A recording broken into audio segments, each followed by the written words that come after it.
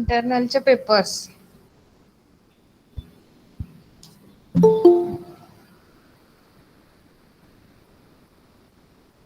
आवाज येतोय ना माझा?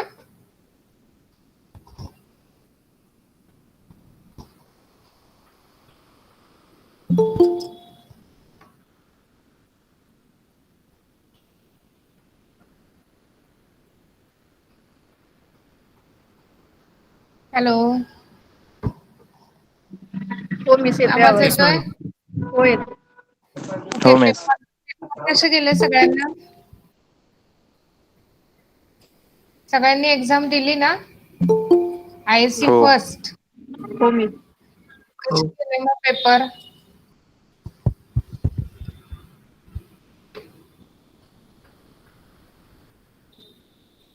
अवघड गेले की काय? कोणीच बोलत नाहीये. चांगले होते मॅडम. सगळे? हो. चांगले होते. ओके. कोणाला काही क्वेरीज वगैरे आल्या का एक्झाम मध्ये, एक्झाम देताना वगैरे? नाही मॅडम.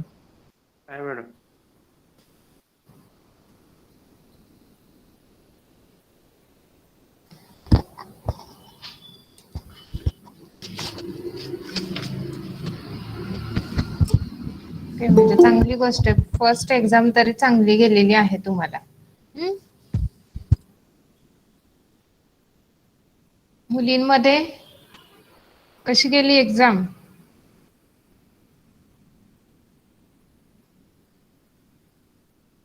चांगली गेली मिस. सगळे पेपर ना? हो छान गेलेत. काही क्वेरीज वगैरे नव्हत्या ना कोणाच्या? जरा ऑनलाईन नेट एक्झाम. प्रॉब्लेम झाला होता. पण नाही अच्छा. गेले, सक्सेसफुली सबमिट झालं. ओके.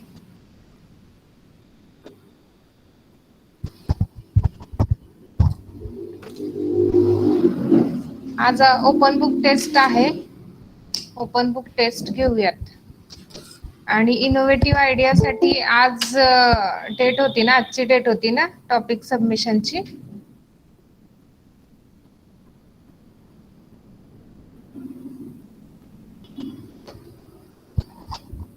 होय आजची होती, पण मी फ्रायडेला डेट वाढून मागितलेली ना मिस. हो हो हो.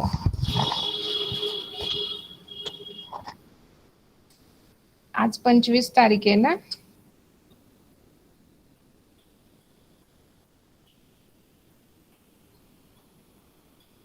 सॅटर्डे पर्यंत, 30 तारखेपर्यंत सबमिट कराल सगळे टॉपिक?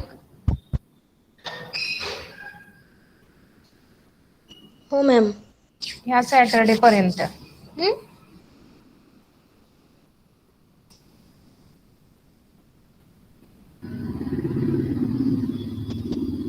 म्हणजे आधी 25 तारीख होती, आता त्याच्यासाठी डेट किती दिली? 30 जानेवारी.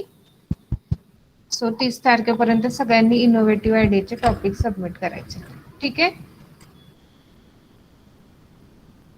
आणि आजची ओपन बुक टेस्ट होईल 11 नंतर ना. मी क्वेश्चन्स देते तुम्हाला, रँडमली असाइन केलेले. लास्ट टाइम जसं केलं तसंच.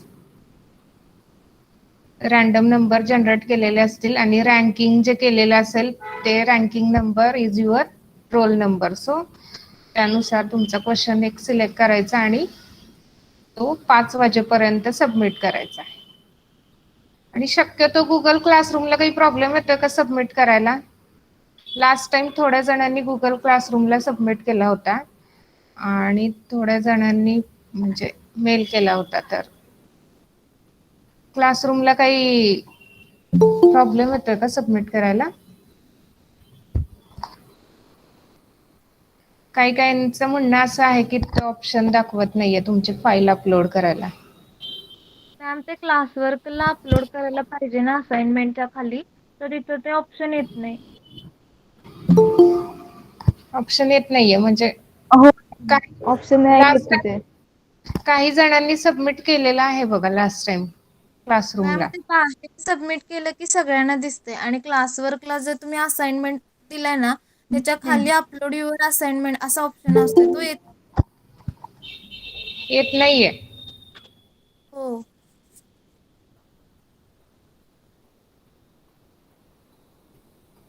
बरं ठीक आहे, बघूयात. आधी मी 11 वाजता तुम्हाला क्वेश्चन्स असाइन करते. ओके, तर व्हॉट्सअपला कोणी पाठवू नका, एक तर मग मेल करा.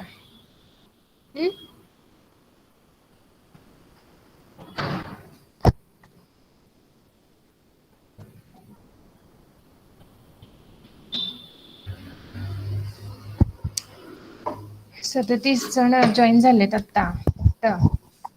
101, present ma'am. 102,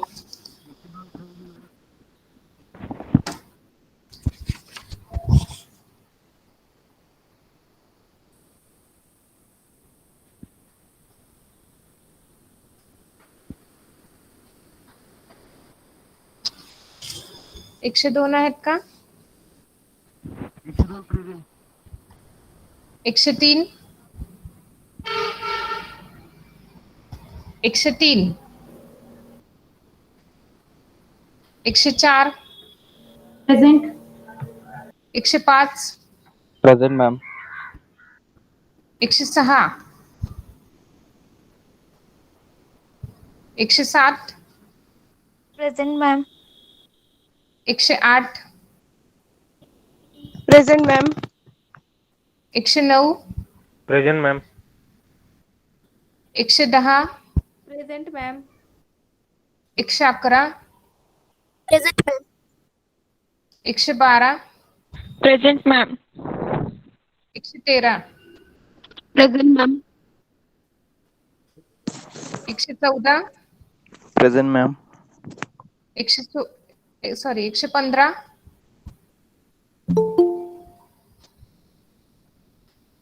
115, 116, present miss.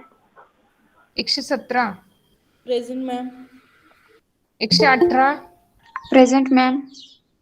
119, 120, present ma'am. 121, 121, present ma'am. 122, present ma'am. 123, present ma'am. 124, present ma'am. 125, present ma'am. 126, present ma'am. 127, present ma'am. 128, miss. 129, present ma'am. 130, present ma'am. 131, present ma'am. 132, present ma'am. 133, present ma'am.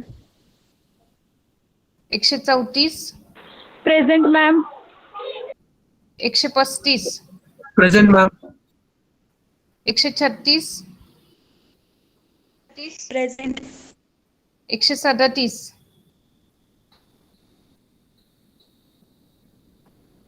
138, 139, present ma'am. Present madam. 140, 141, present ma'am. 142, present. 143, 144, present ma'am.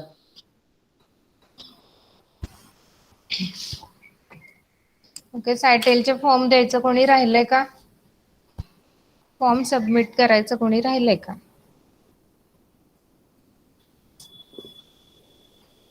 माझं राहिलेलंच नाही जादू. मिळालं नाही का तुम्हाला अजून? नाही, आज मिळणार आहे. ओके, मग किती वाजेपर्यंत सबमिट करणार? दुपारपर्यंत करते. ठीक आहे, चालेल. ओके, अजून कोणी बाकी राहिलंय का? माझं राहिलं मॅम. अनुप पाटील. तुम्ही कधी करणार आहे? फॉर्म अजून आलेला नाही मॅम. म्हणजे तलाट्यांची सही झाली, तो सबमिट केला तर चालेल का स्कॅन करून? ठीक आहे, सबमिट करा, मग बघूयात आपण आता. चालेल. आणि आता आज आज नाहीच, पण 27 तारखेपर्यंत आता त्यांना हे केलेलं आहे, डेटची एक्सटेन्शन. ओके. सो 27 तारखेपर्यंत सबमिट करायचंय, आम्हाला पुढे फॉरवर्ड करायचंय. सो आज फायनल आलंच पाहिजे तुमचं. Okay ma'am. आता जे जसे आहेत तसे डॉक्युमेंट्स पाठवा, मग बघूयात आपण काही प्रॉब्लेम आला तर. ओके. ठीक आहे, बाकी सगळ्यांनी केलेत सबमिट? होय मॅम. ओके, ठीक आहे. लिनियरचा पेपर कसा होता?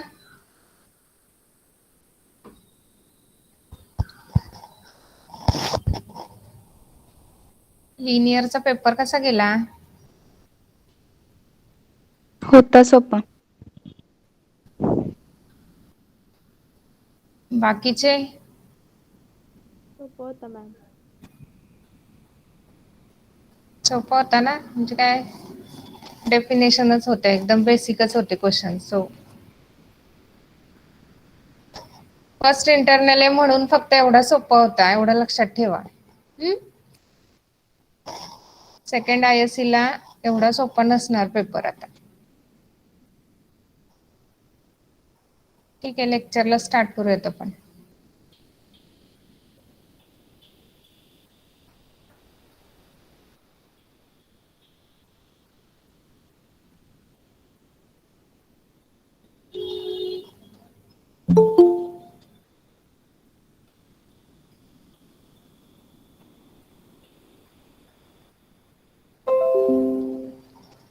स्क्रीन दिसतीये? हो मॅम. हो. मागे एक आपण डेफिनेशन बघितली होती, vector space generated by given set of vectors. आठवती का? हो. ते जरा आपण थोडंसं रिपीट बघणार आहे, कारण त्याच्या आधी एक लिनियर ट्रान्सफॉर्मेशन आणि मॅट्रिक ट्रान्सफॉर्मेशनच्या ह्या कन्सेप्ट बघायच्यात. कोणाला आठवती ती definition? Vector space generated by given set of vectors.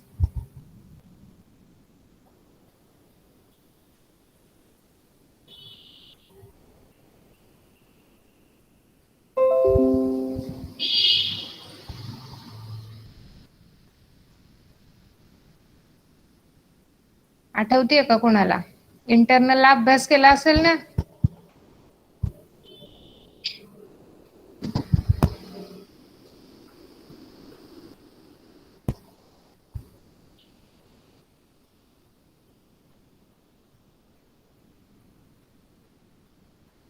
Okay, what is mean by linear?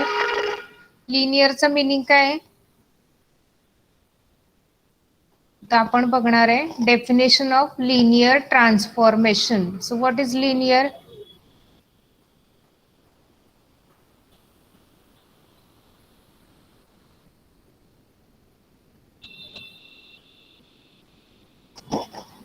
Linear म्हणजे काय?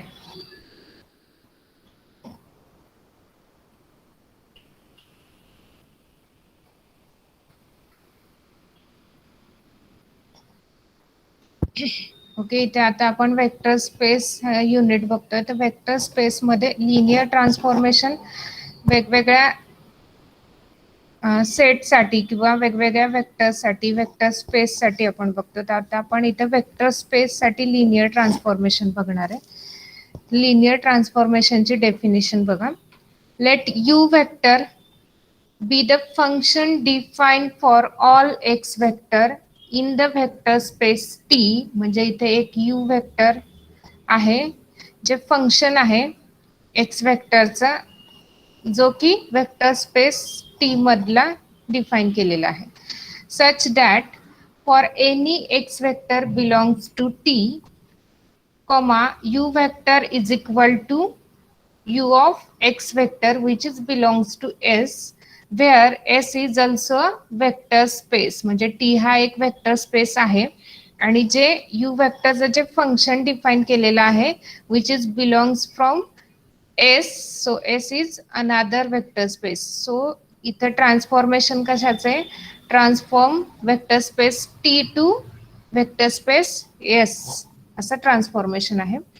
Then the transformation defined by U is linear transformation of T into S if for any two scalars alpha 1 and alpha 2 and any two vectors x1 vector and x2 vector in T, we have U vector is equal, U vector of alpha 1 into x1 vector plus alpha 2 into x2 vector is equal to alpha 1 into, फक्त multiplication केलेला आहे, scalar quantity बाहेर काढलेली आहे. So alpha 1 into you of x one vector plus alpha 2 into you of x vector, हे झालं linear combination. आणि transformation कशाचं केलेलं आहे तर वेक्टर स्पेस टी ट्रान्सफॉर्म केलेलं आहे इंटू एस वेक्टर स्पेसमध्ये. आणि U is a function of X, U हे एक्सचं फंक्शन आहे. तर डेफिनेशन समजली आहे का लिनियर ट्रान्सफॉर्मेशनची? मॅम रिपीट करा. ओके, बघा एक वेक्टर आहे let U which is a function define for all X. U हे एक्सचं फंक्शन आहे in the vector space T such that for any X belongs to T, त्यातला एक्स जो वेक्टर आहे तो वेक्टर स्पेस टी मधला आहे. So x belongs to T and U हे जे एक्सचं फंक्शन आहे which is belongs from S vector space. Then the transformation defined by U vector is linear transformation of T into S. T चं transformation केलेलं आहे S मध्ये. If for any two scalars, इथे दोन स्केलर्स डिफाईन केलेले आहेत alpha 1 आणि alpha 2 आणि X वेक्टरचे एलिमेंट्स आहेत X1 वेक्टर आणि X2 vector. So if for any two scalars alpha 1 and alpha 2 and any two vectors x1 vector and x2 vector in T, we have u of alpha 1 into x1 vector plus alpha 2 into x2 vector is equal to alpha 1 into u of x1 vector plus alpha 2 into u of x2 vector. फक्त linear combination घेतलेलं आहे. Okay, आता हे झालं linear transformation. आता matrix ट्रान्सफॉर्मेशनची definition बघा. Let X vector B vector in R N N dimensional space मधला एक्स हा एक वेक्टर आहे and A be any M cross N matrix, A हा एक एम क्रॉस एन मॅट्रिक्स आहे. Then the transformation U of X vector is equal to A X vector. असं matrix transformation केलेलं आहे. You is a function of, similarly U is a function of X vector which is equal to A into X vector. A is a matrix of M cross N dimensional, is called a matrix transformation. So matrix transformation कसं केलेलं आहे, फक्त U of X vector is equal to A into X vector फंक्शनचं मॅट्रिक्समध्ये transformation केलेलं आहे. Note that it is a transformation from R N into R M for any two scalars alpha 1 and alpha 2 and any two vectors x1 vector and x2 vector in n dimensional space Rn. We have similarly जसं वरती केलं होतं तसंच u of vector alpha 1 into x1 vector plus alpha 2 into x2 vector is equal to a into x vector. So x vector आहे alpha 1 into x1 vector plus alpha 2 into x2 vector. So scalar quantities फक्त बाहेर काढल्या. So alpha 1 into a x1 vector plus alpha 2 into x2 vector. आणि आता matrix transformation मध्ये आपल्याला माहिती की u of x vector is equal to a of x vector. So a into x1 vector जो आलेला आहे which is a function of u of x1 vector plus alpha 2 into u of x2 vector. It is a matrix transformation and आपण जर हे observe केलं तर असं कळेल की matrix transformation is a linear transformation, कारण लिनियर ट्रान्सफॉर्मेशनची डेफिनेशन सिमिलरली मिळालेली आहे वरती आपल्याला. So matrix transformation is a linear transformation. समजतायत का दोन्ही डेफिनेशन?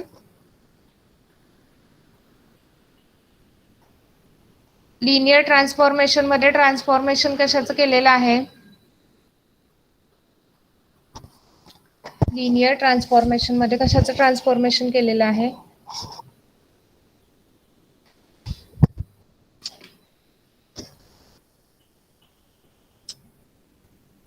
आवाज येतोय ना माझा?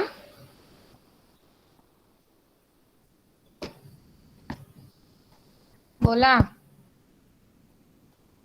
लिनियर ट्रान्सफॉर्मेशन मध्ये कशाचं ट्रान्सफॉर्मेशन केलेलं आहे?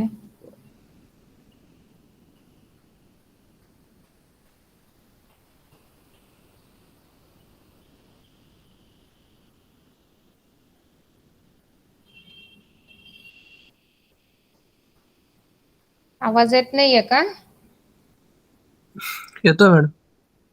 मग सांगा कशाचं ट्रान्सफॉर्मेशन केलेलं आहे?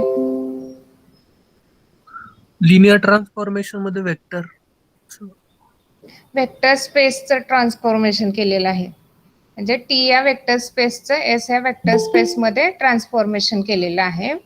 आणि मॅट्रिक्स ट्रान्सफॉर्मेशन मध्ये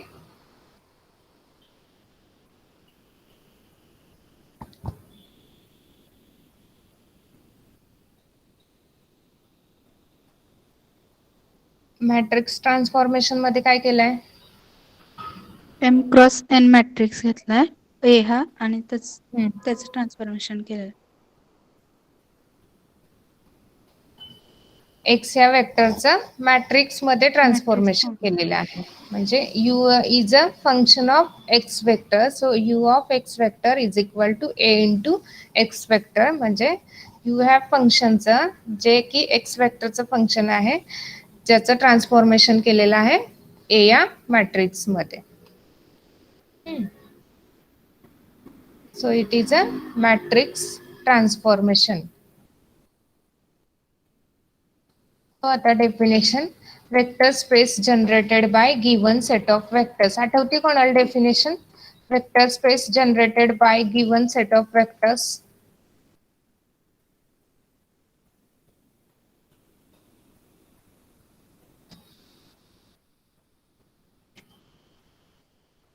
बघा, consider a set of vectors in Rn as S is equal to x1 vector, x2 vector up to xk vector. n dimensional space मधले वेक्टर्स आहेत.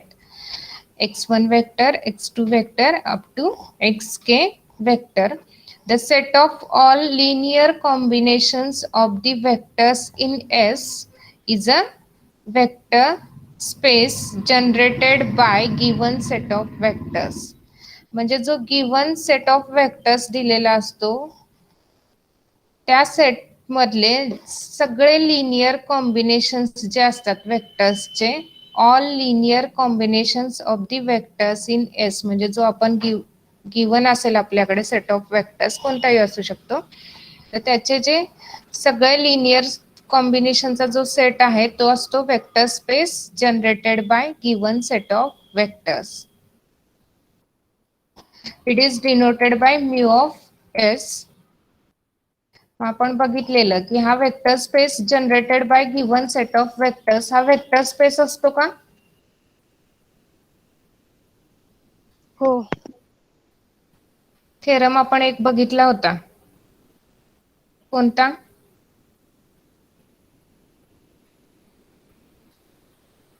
आठवतोय theorem? Mu S is a vector space. हे आपण prove करून पाहिलं होतं की mu s आता कधी तो वेक्टर स्पेस असणार आहे जेव्हा तो ऍडिशन ऑपरेशन ऑफ ऍडिशनची कंडिशन सॅटिस्फाय करेल आणि मल्टिप्लिकेशनची कंडिशन मल्टिप्लिकेशन. सॅटिस्फाय करेल तेव्हा तो काय असणार आहे vector space.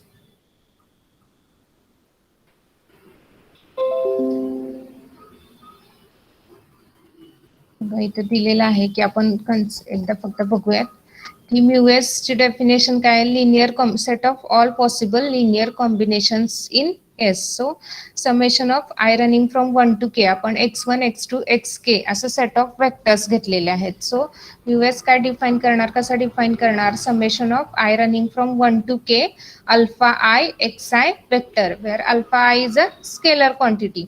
So alpha I belongs to R and xi belongs to S. So to show that mu S is a vector space, आता mu S हा वेक्टर स्पेस आहे की नाही हे शो करायचं तर त्याच्यासाठी दोन्ही कंडिशन चेक कराव्या लागणार. तो क्लोज्ड अंडर ऍडिशनची कंडिशन सॅटिस्फाय करतोय का आणि मल्टिप्लिकेशनची कंडिशन सॅटिस्फाय करतोय का. सो हे प्रूव्ह करण्यासाठी आपण दोन वेक्टर्स डिफाईन केले होते A1 वेक्टर आणि A2 वेक्टर.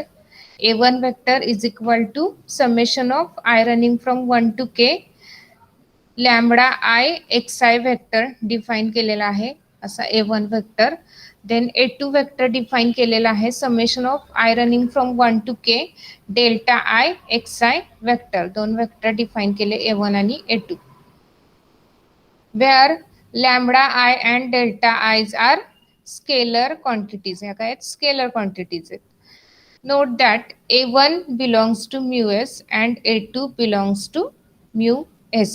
A1 आणि A2 दोन्ही पण कशातले mu s मधले आहेत. So we have A1 vector plus A2. आता फर्स्ट कंडिशन आपल्याला चेक करायची. So A1 vector plus A2 vector is equal to दोन्हींची जर ऍडिशन केली तर summation of I running from 1 to k alpha I delta I into xi vector म्हणजे alpha I आणि xi vector common घेतलेला आहे which is belongs to yes. Hence mu s is a closed under the operation of addition. आता next condition आपल्याला check करायची की is it closed under the operation of multiplication और not. So also for any scalars alpha we have alpha into A1 vector किंवा alpha into A2 vector सुद्धा define करू शकता. So also for any scalar alpha we have alpha into A1 vector which is equal to alpha into summation of I running from 1 to k lambda I xi vector. So summation of I running from 1 to k alpha is also scalar quantity and lambda is I is also scalar quantity. So दोन्ही स्केलरचं जरी multiplication केलं तरी आपल्याला तिथे scalar quantities मिळणार आहे. So alpha into lambda I into xi vector which is belongs to mu s.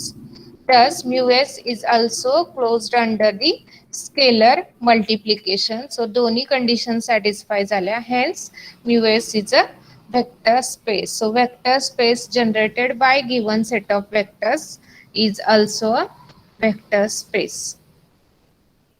आता रम आपण आधी बघितला होता.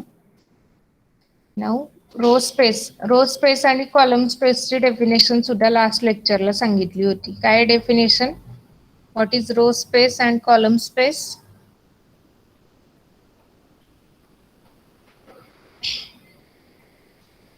आठवतीये का definition.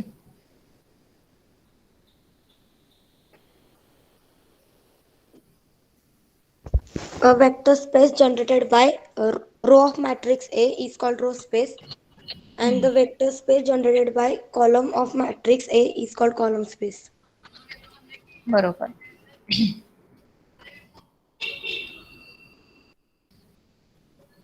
A vector space generated by rows of matrix A is a row space of matrix A, and a vector space generated by column of a matrix A is called as a column space of matrix A.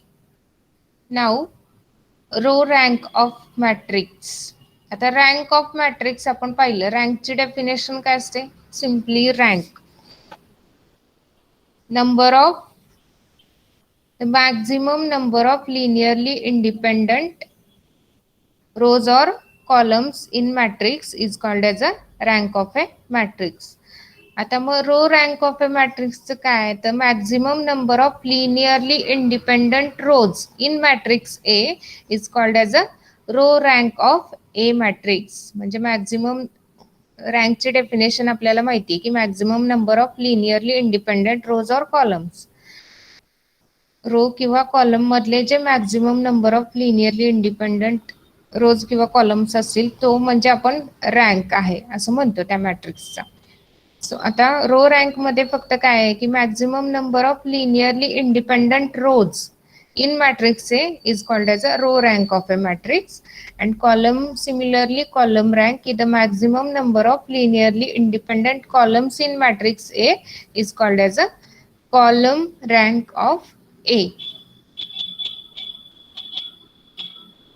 आणि जर row rank आणि column rank same असेल तर तो simply it is called as a rank of A matrix. जेव्हा row rank आणि column rank ही equal असते किंवा सेम असते तेव्हा आपण काय म्हणणार आहे, ती त्या मॅट्रिक्सची रँक आहे, सिम्पली रँक. नेक्स्ट थेरम तोच आहे बघा. Row rank of A matrix is same as its column rank, hence it is simply called rank of A matrix. Row rank of a matrix is same as its column rank, hence it is simply called as a rank of a matrix. आता ह्याचं proof. आता ए जेव्हा, मला एक सांगा, ए हा null matrix असेल,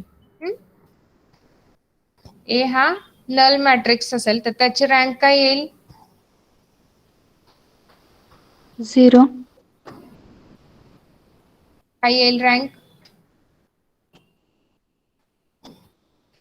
0. म्हणजे हा, म्हणजे रो रँक आणि कॉलम रँक काय तिथे सेमच असणार आहे. हा, बरोबर ना. रो रँक जेव्हा नल वेक्टर असेल, ए हा नल मॅट्रिक्स असेल तेव्हा त्याची रो रँक आणि कॉलम रँक ही सेमच असणार आहे. म्हणजे आता हे प्रूफ कधी करायचं आहे आपल्याला, कशासाठी, तर ए हा नॉन नल मॅट्रिक्स आहे असं डिफाईन करावं लागेल आणि मग हे प्रूफ करावं लागेल. सो प्रूफ मध्ये फर्स्ट बघा, A is equal to 0 matrix आहे म्हणजे नल मॅट्रिक्स आहे. The result is trivial. म्हणजे जे वरती स्टेटमेंट म्हटलंय की row rank of a matrix is same as its column rank, जेव्हा ए हा मॅट्रिक्स किंवा कोणताही मॅट्रिक्स हा नल मॅट्रिक्स असेल तेव्हा त्याची रो रँक आणि कॉलम रँक ही सेम असणार आहे. Now suppose A is non null matrix of order m cross n.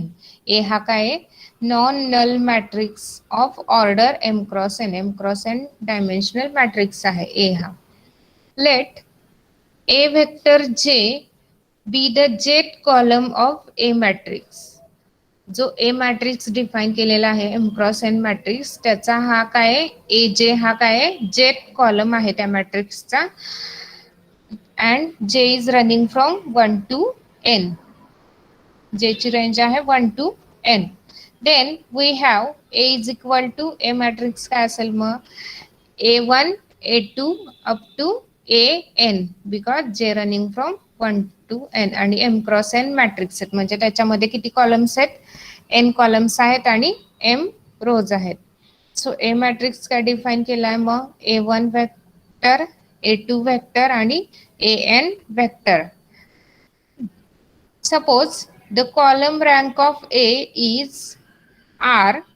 Column rank काय A matrix ची R आहे.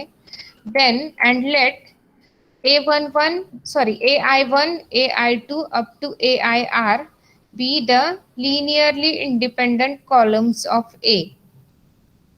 बघा काय डिफाईन केलंय की A ची कॉलम रँक ही R आहे.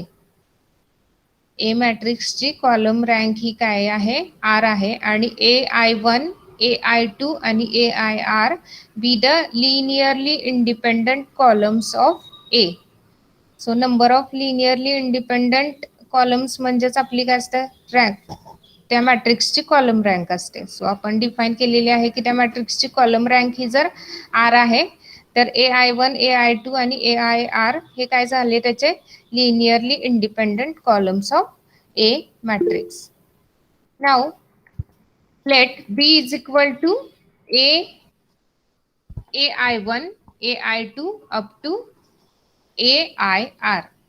Then any column of j running from 1 to A of A is a linear combination of column of A into B. That is, we can express AJ as AJ कसा define करणार. AJ हा काय आहे, A मॅट्रिक्सचा जेथ column आहे. So AJ कसा define करणार, तर summation of alpha KJ into AIK number of linearly independent columns of A matrix. So AJ is equal to summation of K running from 1 to R alpha KJ AIK.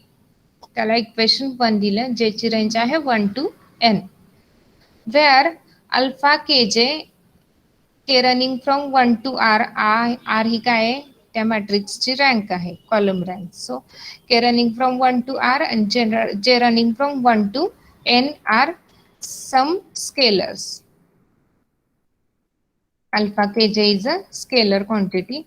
So equation 1 can be written as, हे जे equation 1 define केलेलं आहे AJ vector, तो आपण equation 1 can be written as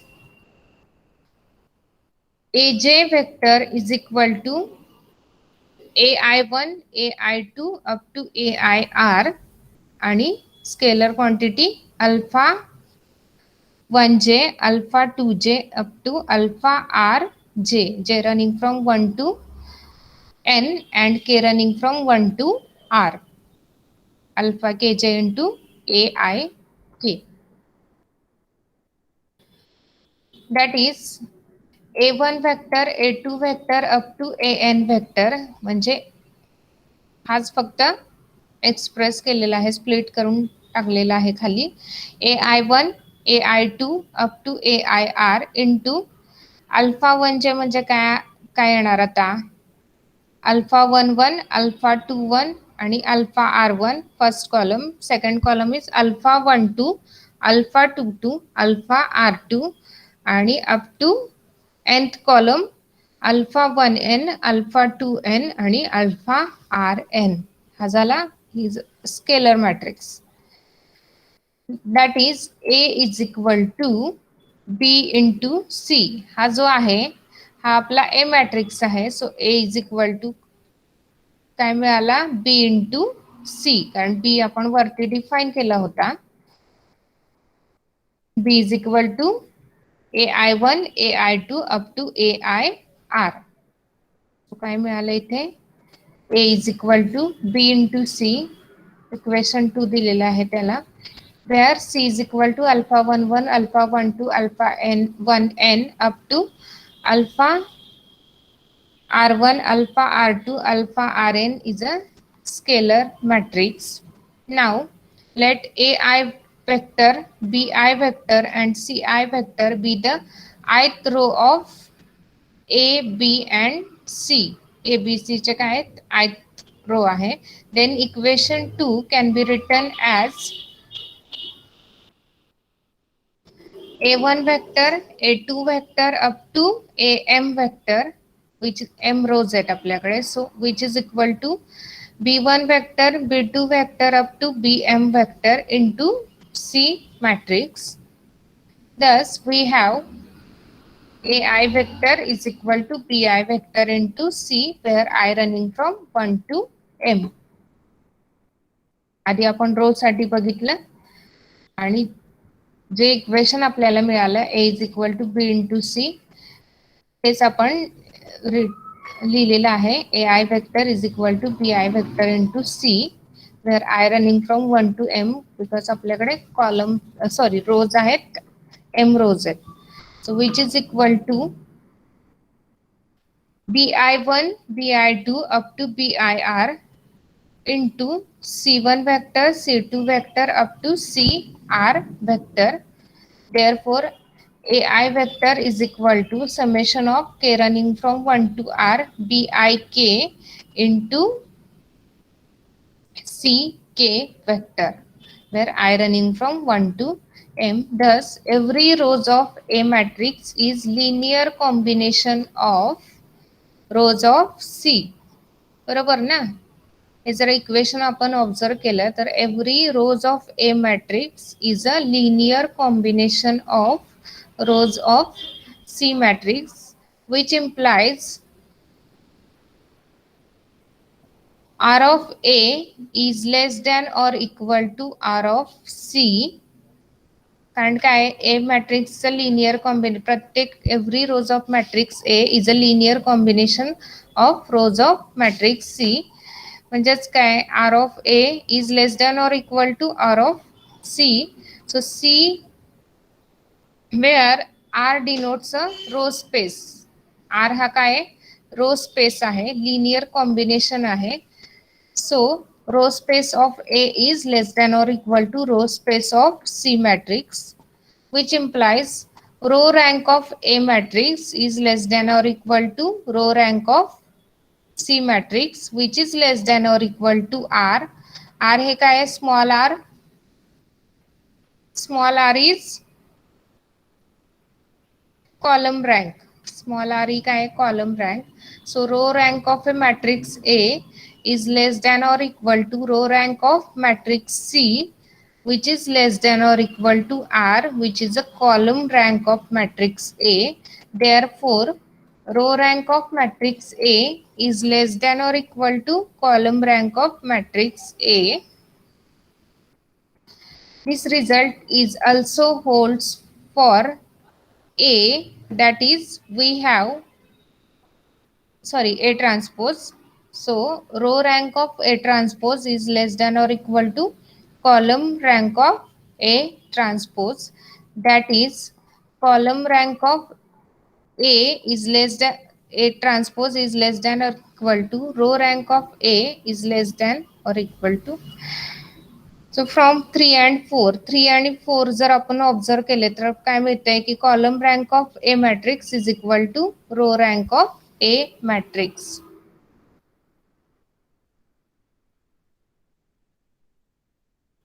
आवाज येतोय का माझा? येतोय मिस. समजतंय का?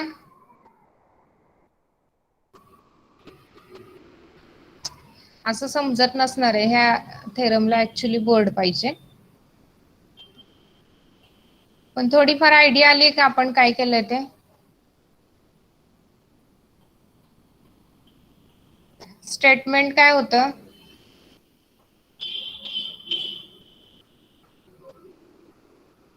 काय प्रूव्ह करायचं होतं आपल्याला?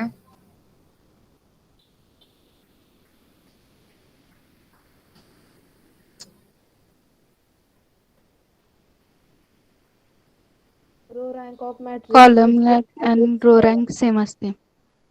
Row rank of matrix A is equal to its column rank.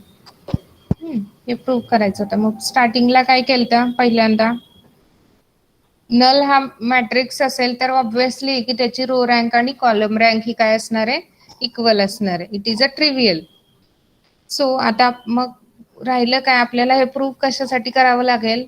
तर एक मॅट्रिक्स हा नॉन नल मॅट्रिक्स आहे असं कन्सिडर करावं लागेल आणि त्याच्यासाठी आपल्याला हे प्रूव्ह करायचं आहे. बरोबर? पहिल्यांदा काय केलं? ए मॅट्रिक्स डिफाईन केला, non null matrix.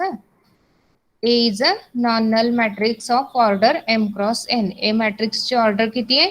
M cross N. म्हणजे तिथे एम रोज आहेत आणि एन कॉलम्स आहेत. मग पुन्हा काय? मग ए मॅट्रिक्स डिफाईन केलेला आहे A1 A2 up to AN. A matrix define केला, त्याच्यानंतर ना त्याची कॉलम रँक ही आर आहे. त्या ए मॅट्रिक्सची कॉलम रँक ही काय आहे? आर आहे असं कन्सिडर केलेलं आहे. देअरफॉर मग पुन्हा काय केलं की ए आर ही कॉलम रँक आहे. So number of linearly independent columns किती असणार आहे तिथे आर असणार आहेत. सो AI1 AI2 आणि AIR हे त्याचे काय झाले linearly independent columns of matrix A, कारण आपण कन्सिडर काय केलेलं आहे की त्याची कॉलम रँक ही आर आहे. मग जेवढी रँक आहे तेवढे तिथे लिनियरली इंडिपेंडंट कॉलम्स असणार आहेत त्या मॅट्रिक्ससाठी. मग ए डिफाईन केला तसंच काय केलेलं आहे बी मॅट्रिक्स डिफाईन केलेला आहे. सो बी मॅट्रिक्स डिफाईन केलेला आहे AI1 AI2 up to AIR. Then any column AJ vector j running from 1 to n of A is a linear combination of A into B. That is, हेच आपण कसं express करणार आहे. That is we can express AJ as AJ vector is equal to linear combination घ्यायचं फक्त summation of K running from 1 to R alpha KJ into AIK. तुम्ही particular K आणि J च्या व्हॅल्यू म्हणजे आता नोट डाऊन करा हे points आणि पर्टिक्युलर व्हॅल्यूज टाकून बघा तिथे. तुम्हाला मग AJ हा एक मॅट्रिक्स मिळेल. तिथे यांचं मल्टिप्लिकेशन केलं अल्फा KJ आणि AIK च्या पर्टिक्युलर आय आणि के च्या किंवा जेच्या व्हॅल्यूज पुट केल्या तर तिथे तुम्हाला एक AJ हा एक मॅट्रिक्स मिळेल. So where alpha KJ K running from 1 to R, K ची रेंज आहे 1 टू R म्हणजे R number of linearly independent columns आहेत आपल्याकडे आणि J running from 1 to N. Alpha KJ is a scalar quantity. असा हा आपण एक कॉलम डिफाईन केला, हे मॅट्रिक्स डिफाईन केला. त्याला इक्वेशन 1 दिलेला आहे. सो इक्वेशन 1 फक्त स्प्लिट करून लिहिलेलं आहे. Equation 1 can be written as AJ vector is equal to AI1 AI2 आणि AIR into alpha 1j alpha 2j alpha rj. That is A1 vector A2 vector up to AN vector is equal to AI1 AI2 up to AIR आणि scalar matrix alpha 1 1 alpha 1 2 alpha 1 n alpha 2 1 alpha 2 2 alpha 2 n up to alpha R1 alpha R2 आणि alpha Rn. That is, it is a is equal to B into C. कारण A1 vector A2 vector आणि AN vector हा आपला A matrix आहे. हा जो define केलेला हा जो आहे तो B मॅट्रिक्स आहे आणि हा C मॅट्रिक्स आहे. That is a scalar matrix. पहिला इक्वेशन दिलं 2, equation number A is equal to B into C, where C is a scalar matrix. Now let AI vector, BI vector and CI vector be the ith row of ABC. ABC हे जे matrix आहेत त्याचे काय आहेत AI vector, BI vector आणि CI vector हे ith row आहेत ABC चे. Then equation 2 can be written as म्हणजे इक्वेशन 2 काय आहे A is equal to B into C. हेच आपण कसं लिहू शकतो तर A1 वेक्टर A2 पहिल्यांदा A matrix A1 vector A2 vector up to AM vector which is equal to B1 vector B2 vector BM vector into C matrix. Thus we have AI is equal to BI into C. Similarly इथे कसं केलं तर वरती equation तसंच हे equation split करून लिहिलेलं आहे BI1 BI2 up to BIR आणि C1 vector C2 vector up to CR vector which is equal to AI vector is equal to summation of K running from 1 to R BIK CK vector. Thus every row of A is a linear combination of row of C. हे जर equation आपण observe केलं AI vector is equal to summation of K running from 1 to R BIK into CK. So we can conclude that every row of A is linear combination of row of a C. which implies R of A is less than or equal to R of C. आणि इथे हा R of ए म्हणजे काय, तिथे row space आहे, म्हणजे row space of A is less than or equal to row space of C, which implies row rank of A matrix is less than or equal to row rank of C matrix, which is less than or equal to R, कारण R ही column rank आहे. So row rank of A matrix is less than or equal to row rank of C matrix is less than or equal to R, where R is a column rank of matrix A. Therefore, row rank of has equation वरून row rank of matrix A is less than or equal to row rank of matrix C. एवढं आपण consider करू, त्याला equation 3 दिलं. This result also holds for A transpose. म्हणजे हा जो A matrix साठी आपण रिझल्ट प्रूव्ह केलेला आहे तो आपण A ट्रान्सपोज साठीही प्रूव्ह करू शकतो. That is row rank of A transpose is less than or equal to column rank of A transpose. That is column rank of A transpose is less than or equal to row rank of A transpose.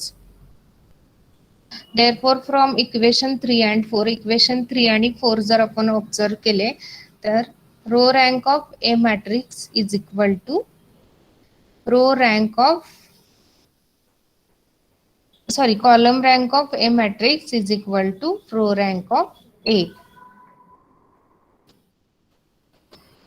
फक्त तुम्ही जरा confusion होत असेल तर particular values define करून तिथे मॅट्रिक्सची step केली तरी चालेल.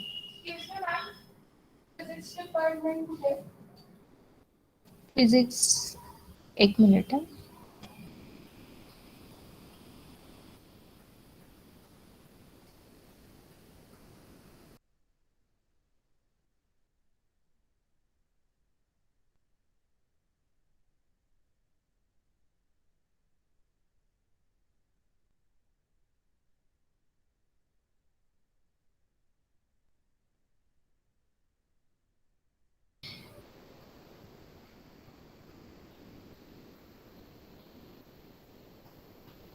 समजतंय का प्रूफ समजतंय का? हॅलो,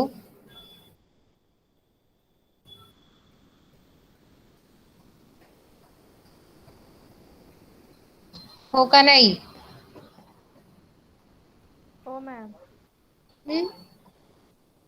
जर कन्फ्युजन होत असेल तर इथं जे डिरेक्टली स्टेप दिलेले आहेत ना, तुम्ही तिथं पर्टिक्युलर व्हॅल्यूज इक्वेशन म्हणजे लिनियर कॉम्बिनेशन घेतलंय, आय गेस तिथं कन्फ्युजन होत असणार, तर तिथं तुम्ही पर्टिक्युलर व्हॅल्यूज टाकून बघा. म्हणजे तेवढं कन्फ्युजन होणार नाही. मी जी डिरेक्टली स्टेप दिली आहे तिथं तुम्ही पर्टिक्युलर व्हॅल्यूज टाकून मग मॅट्रिक्स डिफाईन करा, म्हणजे लक्षात येईल स्टेप्स.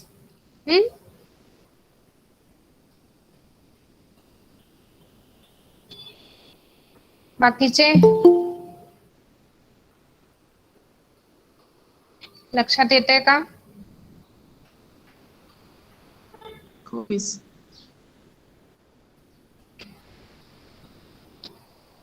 ओके.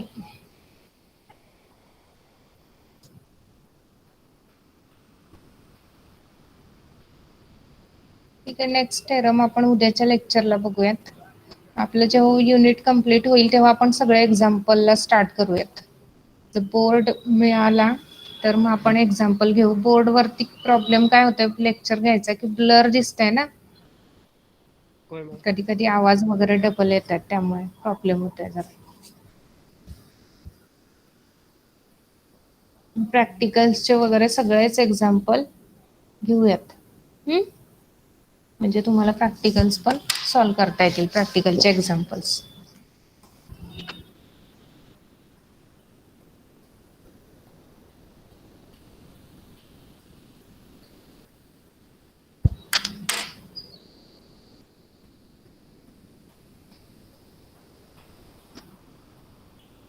कोणाला समजत नसेल तर सांगा, तसं पुन्हा एकदा एक्सप्लेन करते.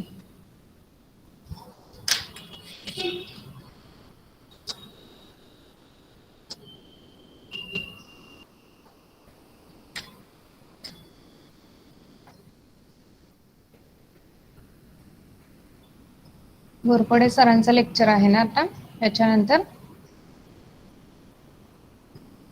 हो मॅम. रिअलचा पेपर कसा गेला इंटरनलचा सगळ्यांना? सोपं होतं मॅम.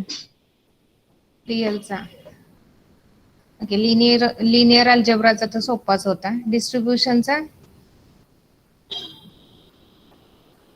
डिस्ट्रीब्युशन थेअरीचा?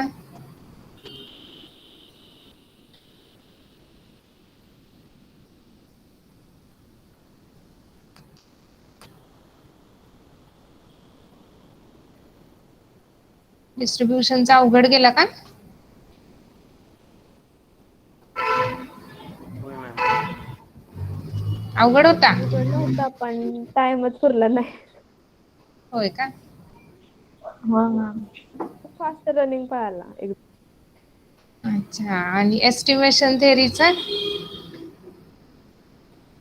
तो होता बऱ्यापैकी. ओके. आणि ऑप्टिमायझेशन? तो सोपा होता मॅम. अच्छा. रिझल्ट आल्यावर कळेलच कोणाला किती पेपर सोपा गेलेला ते.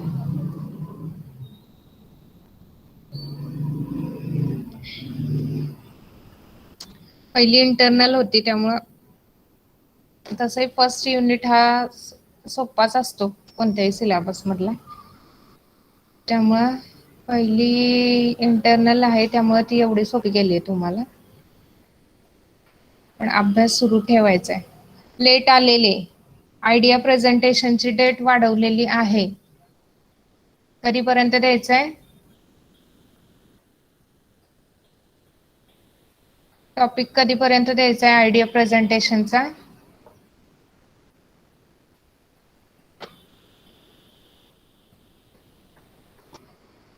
तीस तारखेपर्यंत टॉपिक सबमिट करायचा आहे सगळ्यांनी. त्याच्या पुढे डेट वाढवून नाही मिळणार आता 30 तारखेनंतर. आणि 5/6 तुमचं सेमिनारचं प्रेझेंटेशन आहे सगळ्यांचं.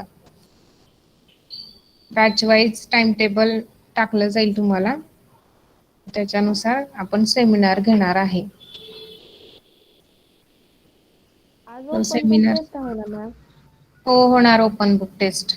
11च्या लेक्चर नंतर ना ओपन बुक टेस्ट होईल. हे लेक्चर झाल्यावर. लास्ट टाइम जसे क्वेश्चन्स दिले होते तसेच क्वेश्चन्स मिळतील रँडमली सगळ्यांना. आपला क्वेश्चन सॉल्व करून गुगल क्लासरूमला अपलोड झाला तर बघा, नाहीतर मग मेल करा. ओपन बुक टेस्ट 2 असं वरती हेडिंग टाका क्वेश्चन सॉल्व करताना. आणि क्वेश्चन पण पाहिजे तिथं आणि क्वेश्चनचा आन्सर पण पाहिजे. जो कोणता क्वेश्चन आलेला आहे तुम्हाला तो क्वेश्चन आणि त्याचं आन्सर. डायरेक्ट पाठवू नका लिहून. ते क्वेश्चन बघावा लागतोय कोणता कोणाला असाइन झाला होता ते. त्यामुळे क्वेश्चन वरती आणि खाली त्याचा आन्सर असं पाठवा. आणि ओपन बुक टेस्ट 2 असं मेन्शन करा वरती पेजवर. तुमचं नाव आणि रोल नंबर पण पेजवरती पाहिजे. आणि जी PDF पाठवा, फोटो नको. स्कॅन करून PDF पाठवा. आणि PDF ला रिनेम करताना मग रोल नंबरने रिनेम करा. एवढ्या इन्स्ट्रक्शन्स फॉलो करा.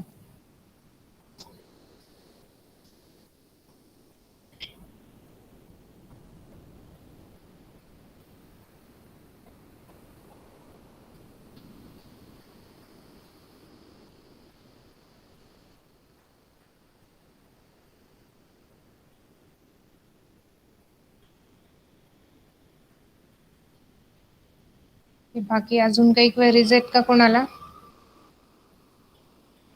मेनका मेहता आहेत? मेनका मेहता. हो मॅम आहे. तुम्ही परवा फोन केलेला मग विचारलत का सरांना हा फोन करून? उमाप सरांना विचारलं, ते बोलले सबमिट होईल. ते होईल बोलले. टायमरचा प्रॉब्लेम. हा. अच्छा. ओके. ते री एक्झाम स्टार्ट केली तर परत टायमर स्टार्ट झाला, बट क्वेश्चन दिसत नव्हते लास्टचे.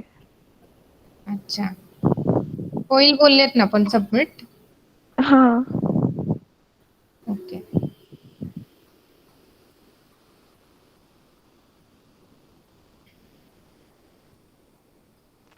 मॅडम ते इनोव्हेटिव्ह आयडियाचा डेमो दाखवणार होतो तुम्ही.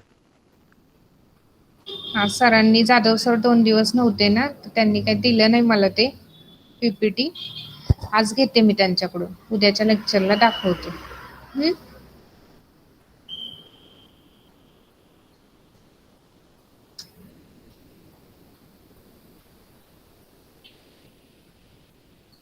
पीपीटीज तयार करायला येतात ना सगळ्यांना?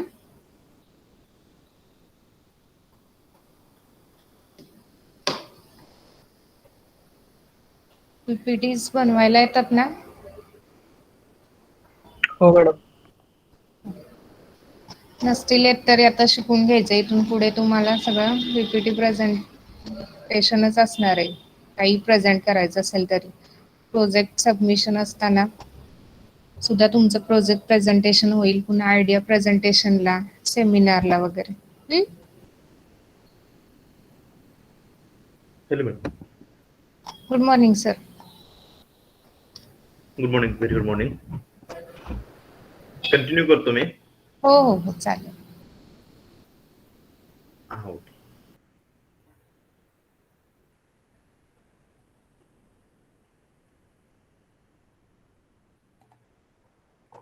हॅलो, सर्वांना आवाज वगैरे येतोय? हो सर. ओके. तर आपण सफिशियन्सी स्टॅटिस्टिक्स बद्दल डिस्कशन करत होतो. सफिशियंट स्टॅटिस्टिक्स मध्ये पर्टिक्युलर दिलेला स्टॅटिस्टिक्स हा सफिशियंट आहे किंवा नाही हे चेक करणे, त्यासाठी आपण कंडिशनल डिस्ट्रीब्युशनचा यूज करतो. After that, if you want to find the sufficient statistic for particular given function or PDF or PMF, then we require to the use. आपल्याला काय यूज करायची गरज लागते?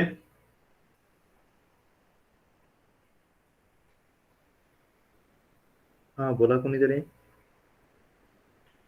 दिलेल्या फंक्शनचा किंवा पर्टिक्युलर पीडीएफचा किंवा पर्टिक्युलर पीएमएफचा जर आपल्याला सफिशियंट स्टॅटिस्टिक फाइंड करायचं असेल तर आपल्याला कोणती प्रोसेस फॉलो करावी लागेल? Factorization method. Factorization method. Okay. त्यामध्ये आपण करस्पॉन्डिंग एक्स बार म्हणजेच वेक्टरचा आपण करस्पॉन्डिंग पीडीएफ किंवा पीएमएफ फाइंड करतो आणि then after we find the corresponding sufficient statistics. Okay. त्यानंतर करस्पॉन्डिंग आपण पार्टिशन हा पार्ट पाहिला होता. ओके. पार्टिशनच्या नंतर करस्पॉन्डिंग सफिशियंट पार्टिशन याच्याविषयी आपण डिस्कशन केलेलं आहे. आता पार्टिशन, सफिशियंट पार्टिशन हे यूज कशासाठी होतात तर मिनिमल सफिशियंट स्टॅटिस्टिक फाइंड करण्यासाठी ह्या सर्व गोष्टींचा आपल्याला यूज करता येतो. आता मिनिमल सफिशियंट स्टॅटिस्टिक फाइंड करण्यासाठी पहिल्यांदा आपल्याला मिनिमल सफिशियंट पार्टिशन फाइंड करणं गरजेचं आहे आणि मिनिमल सफिशियंट पार्टिशन फाइंड केल्यानंतर मिनिमल सफिशियंट तुम्ही करस्पॉन्डिंग स्टॅटिस्टिक फाइंड करू शकता. आता मिनिमल सफिशियंट आणि सफिशियंट स्टॅटिस्टिक्स, आता काय होतं की ज्यावेळी आपल्याला नथिंग बट आपण काय करतो, सफिशियंट स्टॅटिस्टिक फाइंड करतो म्हणजे काय करतो, डायमेन्शनल आपण रिड्यूस करत असतो.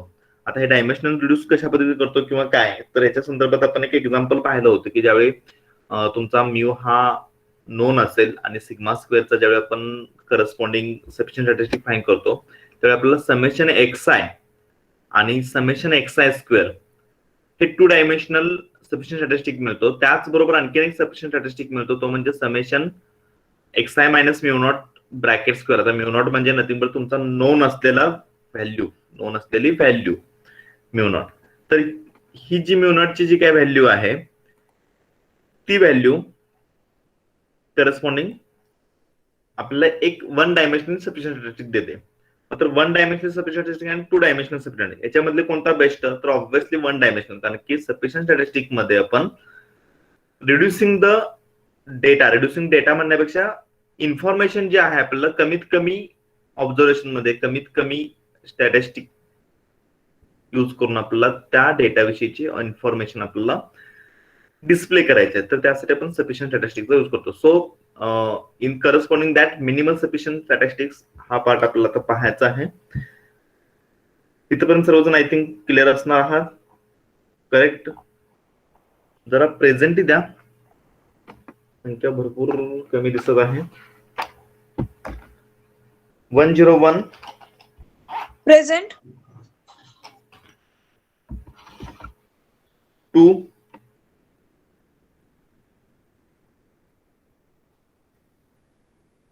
3,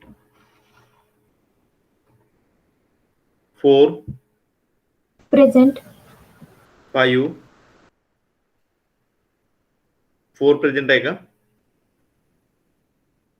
हो 4 present. Okay. 5,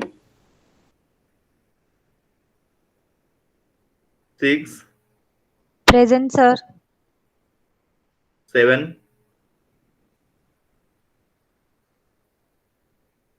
8, Present, sir. 9, present sir. 8 present आहे का? 9, present sir. 10, Present, sir. 11, present sir. 12, Present, sir. 13, Present, sir. 14, present sir.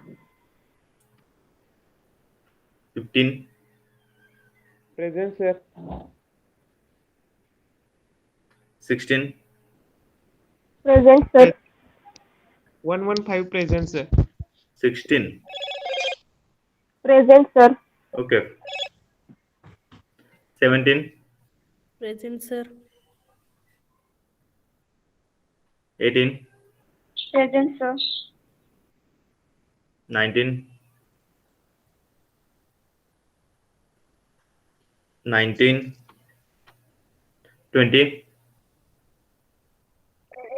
Present, sir. 21, Present, sir. 22, Present, sir. 23, Present, sir.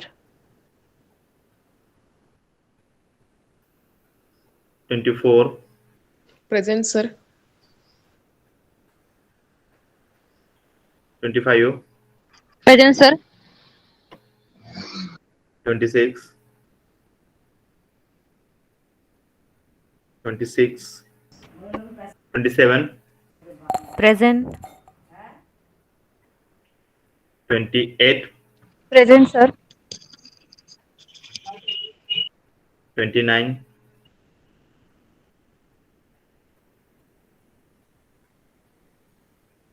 29, 30,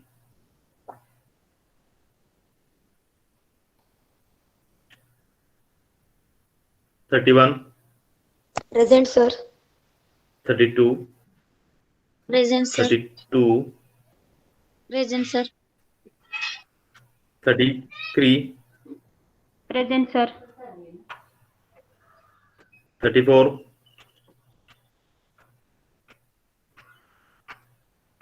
34, 35, Present, sir. 36, 36, Present, sir. 36 present आहे. 37, Present, sir. 30, Present, 38, sir.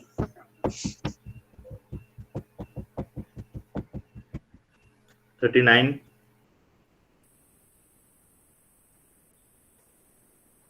39, 40,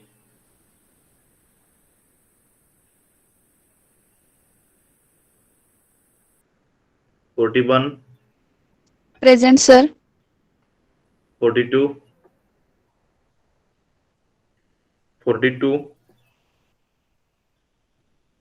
43, Present, sir. 44, 44,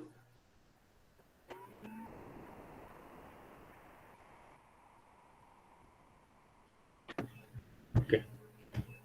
sir 115 absenteeचं प्रमाण वाढलेलं आहे. Sir 115 हा sir 107 present. Okay 115 107 okay 115 हो घेतलेलं आहे, प्रतिमेश घेतलेलं आहे, घेतलेलं आहे 115. 134 सर.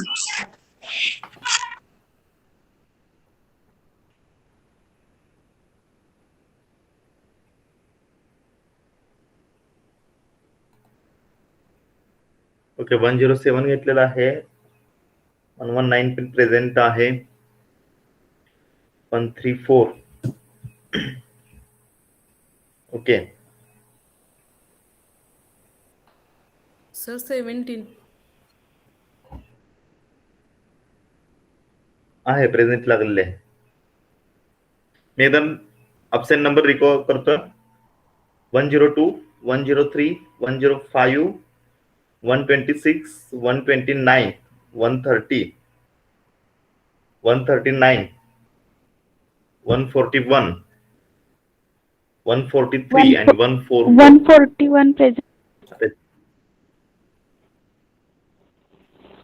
141 प्रेझेंट आहे. हा. ओके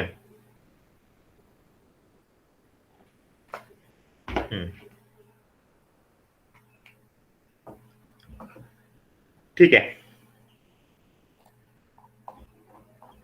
तर सर्वांच्या आवाजून मला फ्रेश आहेत असं जाणवत नाही. काय प्रॉब्लेम आहे का? काय ऍक्च्युली संडेची सुट्टी घेतलेली आहे, त्यामुळे अगदी फ्रेश असणं गरजेचं आहे. काय आपलं लेक्चर घ्यायचं का दुसरं काही डिस्कस करायचं आहे? हा बोला. फक्त एक दोन गोष्टी मला सांगायच्या आहेत, त्या मी लास्टला सांगतो.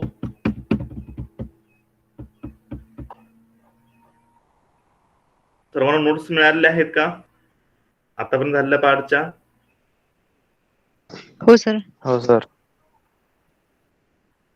हा ओके क्लासरूम वरती सर्व अवेलेबल्स आहेत आतापर्यंत. ओके आज जो पार्ट होता तो पण मी लगेच तुम्हाला इमिडिएटली अपडेट करेन. फक्त एक एक्झाम्पल्स असतील ते सॉल्व्ह करण्यासाठी ते करत राहायचे. ओके आणि तुमची जी क्रॉस व्हेरिफिकेशन असणार आहे एक्झाम्पलचं, तर तुम्ही सर्वांना एकमेकाशी क्रॉस व्हेरिफिकेशन करून घ्यायचं आहे. त्यानंतर एक वेळ असं असेल की ज्यावेळी असाइनमेंट सबमिट करायचं सांगेल त्यावेळी मी तुम्हाला जे होमवर्कचे जे काही एक्झाम्पल्स आहेत ते सर्व तुम्हाला करस्पॉन्डिंग पोस्ट करायचे आहेत.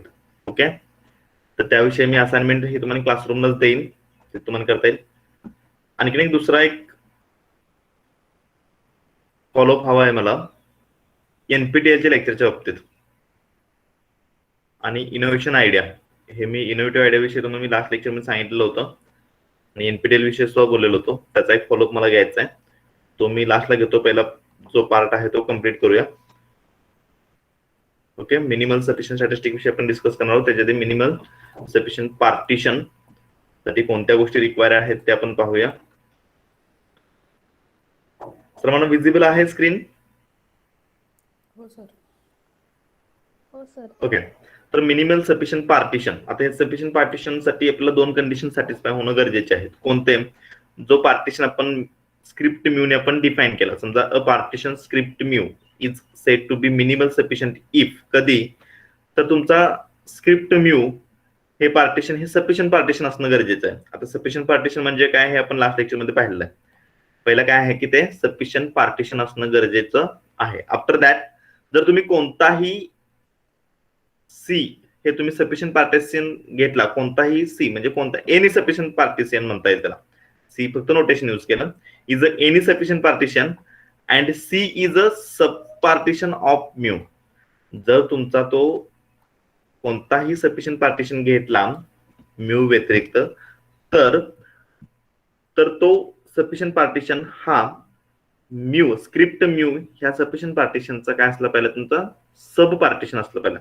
आता हे पार्टिशन म्हणजे काय ते आपण एक्झाम्पल घेऊन पाहिलं आहे. A0 A1 A2 up to A3 A4 पर्यंत हे तुमचे काय झाले? सगळे सब पार्टिशन झाले. जर समजा तुमचा स्क्रिप्ट म्यू हा जर तुमचा सफिशियंट मिनिमल सफिशियंट असेल तर कोणताही तुम्ही जर सफिशियंट पार्टिशन घेतला, any sufficient partition is a sub partition of script mu. ह्या दोन कंडिशन सॅटिस्फाय होणं गरजेच्या आहेत. त्यासाठी मिनिमल सफिशियंट पार्टिशनसाठी. ओके. त्यानंतर मिनिमल सफिशियंट स्टॅटिस्टिक्स. आता मिनिमल सफिशियंट स्टॅटिस्टिक्स म्हणजे काय? A statistics that induces the minimal sufficient partition. Minimal sufficient partition as a minimal sufficient statistics. आपण लास्ट लेक्चरमध्ये पाहिलं होतं, एक्झाम्पल एक पाहिलं होतं की त्याच्यामध्ये ऍक्च्युली मिनिमल सफिशियंट पार्टिशन म्हणजे काय आणि सफिशियंट स्टॅटिस्टिक म्हणजे काय? नथिंग बट ह्या दोन्ही क्वांटिटी ह्या तुमच्या सेम लाईज होत असतात. फक्त आपण तिथे डिस्कस करताना तो स्टॅटिस्टिक मध्ये डिस्कस करतो आणि पार्टिशन मध्ये डिस्कस करत असताना तो as a partition of the particular sample space ह्याच्यानुसार आपण तो डिस्कस करत असतो. त्यासाठी आपण x1 + x2 + x3 चं एक्झाम्पल पाहिलं होतं. त्याच्यामध्ये आपण बर्नॉलीची केस घेतली होती 0 आणि 1. त्या 0 आणि 1 केसच्या अंडर आपण ते एक्झाम्पल पाहिलेलं आहे. थोडंसं तुम्ही ह्या सर्व गोष्टी जरा रिवाइज करा आणि त्यामध्ये जर परफेक्ट राहा. जर त्या परफेक्ट असतील तर ह्या पटपट नेक्स्ट जो टर्म जे आहेत तुम्हाला क्लिअर होतील. आता ह्याला ऑर म्हणून आपण काय सांगू शकतो definition? A statistic T is called as minimal sufficient statistic if T is a sufficient statistic. पहिली फर्स्ट वन कंडिशन कोणती तुमची? टी हा सफिशियंट स्टॅटिस्टिक असणं गरजेचं आहे. आणि जर तुम्ही कोणताही सफिशियंट स्टॅटिस्टिक घेतला तर त्या टी सफिशियंट स्टॅटिस्टिकचा तो काय असला पाहिजे? फंक्शन असला पाहिजे. तो काय असला पाहिजे? फंक्शन असलं पाहिजे. म्हणजेच काय? तर आपण बाय एक्झाम्पल समजा एक मिनिमल सफिशियंट स्टॅटिस्टिक जर पर्टिक्युलर जर आला असेल, समेशन एक्स आहे हे जर तुमचं सफिशियंट स्टॅटिस्टिक जर आला असेल, तुम्ही दुसरं कोणतंही मिनिमल सफिशियंट स्टॅटिस्टिक म्हणतो मी, मिनिमल सफिशियंट स्टॅटिस्टिक, तर तुम्ही कोणताही दुसरा सफिशियंट स्टॅटिस्टिक घेतला तर तो त्याचं फंक्शन असणं गरजेचं आहे. तो त्याचं काय असणार आहे? फंक्शन असणं गरजेचं आहे. डेफिनेशनच्या बाबतीत म्हणला तर एकदम सिंपल असे डेफिनेशन्स आहेत. मिनिमल सफिशियंट कधी? ज्यावेळी तो म्यू स्क्रिप्ट म्यू हा सफिशियंट पार्टिशन असणं गरजेचं आहे आणि कोणताही तुम्ही सफिशियंट पार्टिशन घेतला तर त्याचं तो काय असणं गरजेचं आहे? सब पार्टिशन असणं गरजेचं आहे. आणि सफिशियंट स्टॅटिस्टिक मध्ये काय? जे मिनिमल सफिशियंट पार्टिशन असेल तेच तुमचं मिनिमल सफिशियंट स्टॅटिस्टिक असणार आहे. आणि दुसऱ्या ह्याच्यामध्ये जर आपल्याला जर पाहायचं असेल ते डेफिनेशन, तर टी हा स्टॅटिस्टिक असेल आणि तो सफिशियंट स्टॅटिस्टिक असेल आणि तुम्ही दुसरा कोणताही सफिशियंट स्टॅटिस्टिक त्या पर्टिक्युलर डिस्ट्रीब्युशन साठी जर घेतला तर तो स्टॅटिस्टिक हा टीचं फंक्शन असणं गरजेचं आहे. ह्या कंडिशन मध्ये आपण तो मिनिमल सफिशियंट स्टॅटिस्टिक आहे असं सांगू शकतो. आता या केसमध्ये जे तुम्ही सफिशियंट स्टॅटिस्टिक पाहिलेला आहे तो मिनिमल सफिशियंट स्टॅटिस्टिक असेल का? माझं क्वेश्चन काय विचारतो बघा मी, दिलेला सफिशियंट स्टॅटिस्टिक हा मिनिमल सफिशियंट स्टॅटिस्टिक असू शकतो का?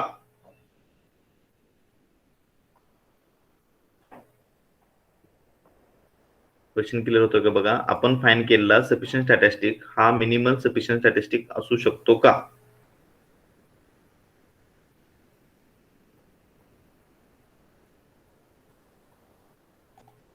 बोला जरा. सफिशियंट स्टॅटिस्टिक हा मिनिमल सफिशियंट स्टॅटिस्टिक असू शकतो का? हा बोला.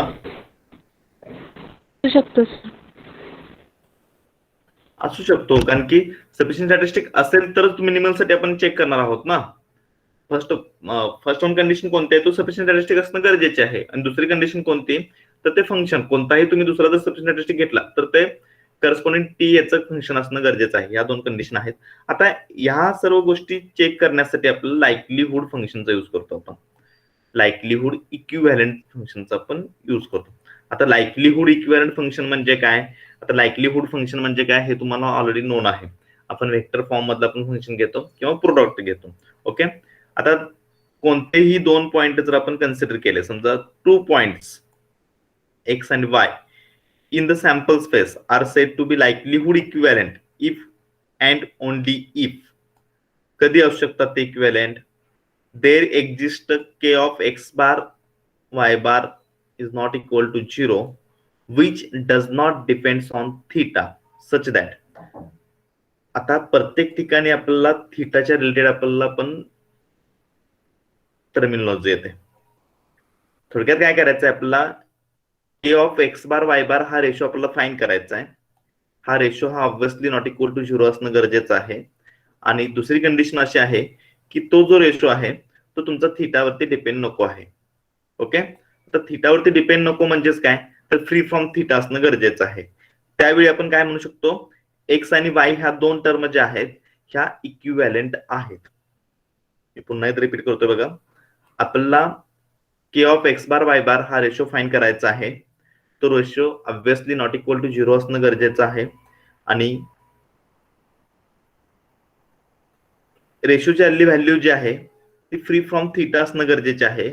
त्यावेळी आपण एक्स आणि वाय हे दोन पॉइंट जे आहेत ते लाईकलीहूड इक्विव्हॅलेंट आहेत असं आपण मेन्शन करू शकतो किंवा म्हणू शकतो. आता के एक्स वाय बार म्हणजे काय ते आपण कसं फाइंड करायचं, तर simply it is a ratio of X bar आणि वाय बार वेक्टर, म्हणजे फंक्शन ऑफ एक्स बार आणि वाय बार. आता एक्स बार आणि वाय बार म्हणजेच काय, तर लाईकलीहूड फंक्शन आपण फाइंड करतो. इथं आपण काय फाइंड करतो, तर लाईकलीहूड फंक्शन फाइंड करतो. आणि हे लाईकलीहूड फंक्शन ऑफ एक्स आणि लाईकलीहूड फंक्शन ऑफ वाय या दोन्हीचा जर रेशो घेतला आणि तो जर तुमचा फ्री फ्रॉम थिटा आला तर करस्पॉन्डिंग एक्स आणि वाय हे काय आहेत, करस्पॉन्डिंग लाईकलीहूड आहे असं आपण मेन्शन करतो. आणि हे लाईकलीहूड आहेत हे डिनोट करण्यासाठी नोटेशन आहे as like a corresponding X follows particular distribution, त्याबद्दल आपण हे नोटेशन इथे यूज करत असतो. तर X likelihoodly Y likelihoodly equivalent म्हणतो आपण, म्हणजे X is equivalent to Y हे आपण या पद्धतीने डिनोट करतो. याच्यामध्ये हा रेशो कळणं खूप गरजेचं आहे. इट इज अ सिम्पल, आपलं काय करायचं आहे, एक्स बारचा आणि वाय बारचा लाईकलीहूड फंक्शनचा आपला रेशो घ्यायचा आहे. थोडक्यात काय, इन एक्स व्हेरिएबल लाईकलीहूड फंक्शन आणि इन वाय व्हेरिएबल लाईकलीहूड फंक्शन घ्यायचं आहे आणि त्याचा रेशो आपल्याला डिफाईन करायचा. आणि त्या रेशो जे एंटर आहे तो हा तुमचा फ्री फ्रॉम थिटा असणं गरजेचं आहे. त्यावेळी आपण ते दोन एक्स आणि वाय हे काय आहेत की इक्विव्हॅलेंट आहे ते आपण मेन्शन करू शकतो किंवा सांगू शकतो. आता हा पार्ट कशासाठी, तर ह्या इक्विव्हॅलेंट फंक्शन वरून आपण मिनिमल सफिशियंट स्टॅटिस्टिक फाइंड करणार आहोत. या इक्विव्हॅलेंट लाईकलीहूड इक्विव्हॅलेंट फंक्शन वरून आपण काय फाइंड करणार आहोत, corresponding minimal sufficient statistic find करणार आहे. वरती आपण डेफिनेशन पाहिल्या, त्यानंतर लाईकलीहूड इक्विव्हॅलेंट आणि त्याच्या करस्पॉन्डिंग लाईकलीहूड इक्विव्हॅलेंट्स विषयी आपण पहिला डिस्कस करूया आणि त्यानंतर मिनिमल सफिशियंट स्टॅटिस्टिक्स फाइंड करण्याची प्रोसेस हा पार्ट आपल्याला बघायचा. आता पुन्हा एकदा मी ते एक्झाम्पल लक्षात देण्यासाठी x1 x2 x3 हे तीन व्हेरिएबल घेतले. Obviously xi follows Bernoulli 1 theta म्हणजेच theta Bernoulli with parameter theta किंवा बायनॉमियल 1 थीटा. xi च्या व्हॅल्यू तुमच्या काय असणार आहेत, 0 किंवा 1 असणार आहेत. आपण जर सॅम्पल स्पेस डिफाईन केला तर या पद्धतीने असेल आणि ह्या सॅम्पल स्पेस मध्ये ऑब्व्हियसली आपलं पार्टिशन A0 A1 आणि A2 आणि A3 मिळते. आता हे पार्टिशन कशाच्या बेसवरती आहेत, तर ऍडिशन त्यांची सम म्हणजे इक्वल असण्याची बेसवरती. इथे ऍडिशन तुमची 0 येते, इथे ऍडिशन तुमची 1 येते, इथे ऍडिशन 2 येते ह्या पर्टिक्युलर ह्या 2 साठी आणि ह्या 1 साठी, आणि आफ्टर दॅट इथं 3 येते. तर त्यानुसार समेशन xi चा जो सेट आपल्याला तयार होतो 0 1 2 3 हे आता पाहिलेलं आपण, त्यामुळे डिरेक्टली मी डायरेक्ट जातोय. Consider 2 point in the same partition. आता इन द सेम पार्टिशन हा महत्वाचा पार्ट आहे. In the same partition, in the same partition म्हणजे कोणतं, समेशन xi ची ऍडिशन 1 येण्यासाठी पार्टिशन कोणते आहेत तुमचे हे आहेत. त्यातले मी दोन कोणतेही पॉइंट कन्सिडर करतो. मग समजा पहिला पॉइंट घेतला 1 0 1 सॉरी 1 0 0, दुसरा पॉइंट घेतला मी 0 1 0. हा तुमचा एक्स बार, हा तुमचा वाय बार, ह्या दोन व्हेक्टर्स आपण इथे म्हणजे डिफाईन केले. आपलं प्रोसेस काय सांगते लाईकलीहूडची, आपल्याला करस्पॉन्डिंग एक्स बारचं डिस्ट्रीब्युशन फाइंड करता येईल. आता एक्स बारचं डिस्ट्रीब्युशन काय येणार आहे, एक्स इज इक्वल टू 1 असण्याची प्रोबॅबिलिटी काय येणार सांगा मला, व्हॅल्यू काय येणार आहे, बर्नौली विथ पॅरामीटर थीटा आहे, तर एक्स इज इक्वल टू 1 असण्याची प्रोबॅबिलिटी काय येणार,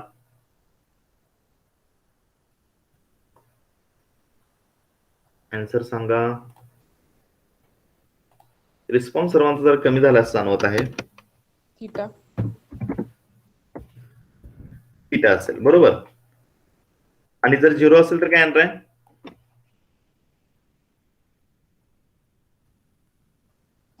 minus theta 1 minus theta. Okay, आता ते 1 आणि 0 0 0 2 टाइम्स आहे म्हणजे ऑब्व्हियसली 1 मायनस थीटा स्क्वेअर येईल. ओके, आणि हे 1 साठी काय येईल थीटा.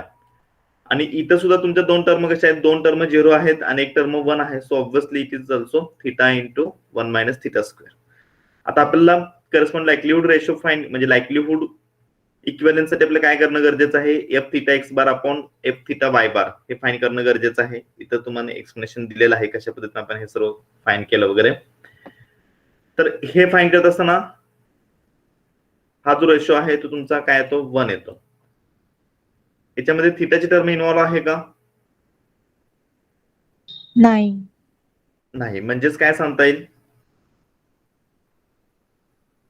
कन्क्लुजन काय देता येईल आपल्याला,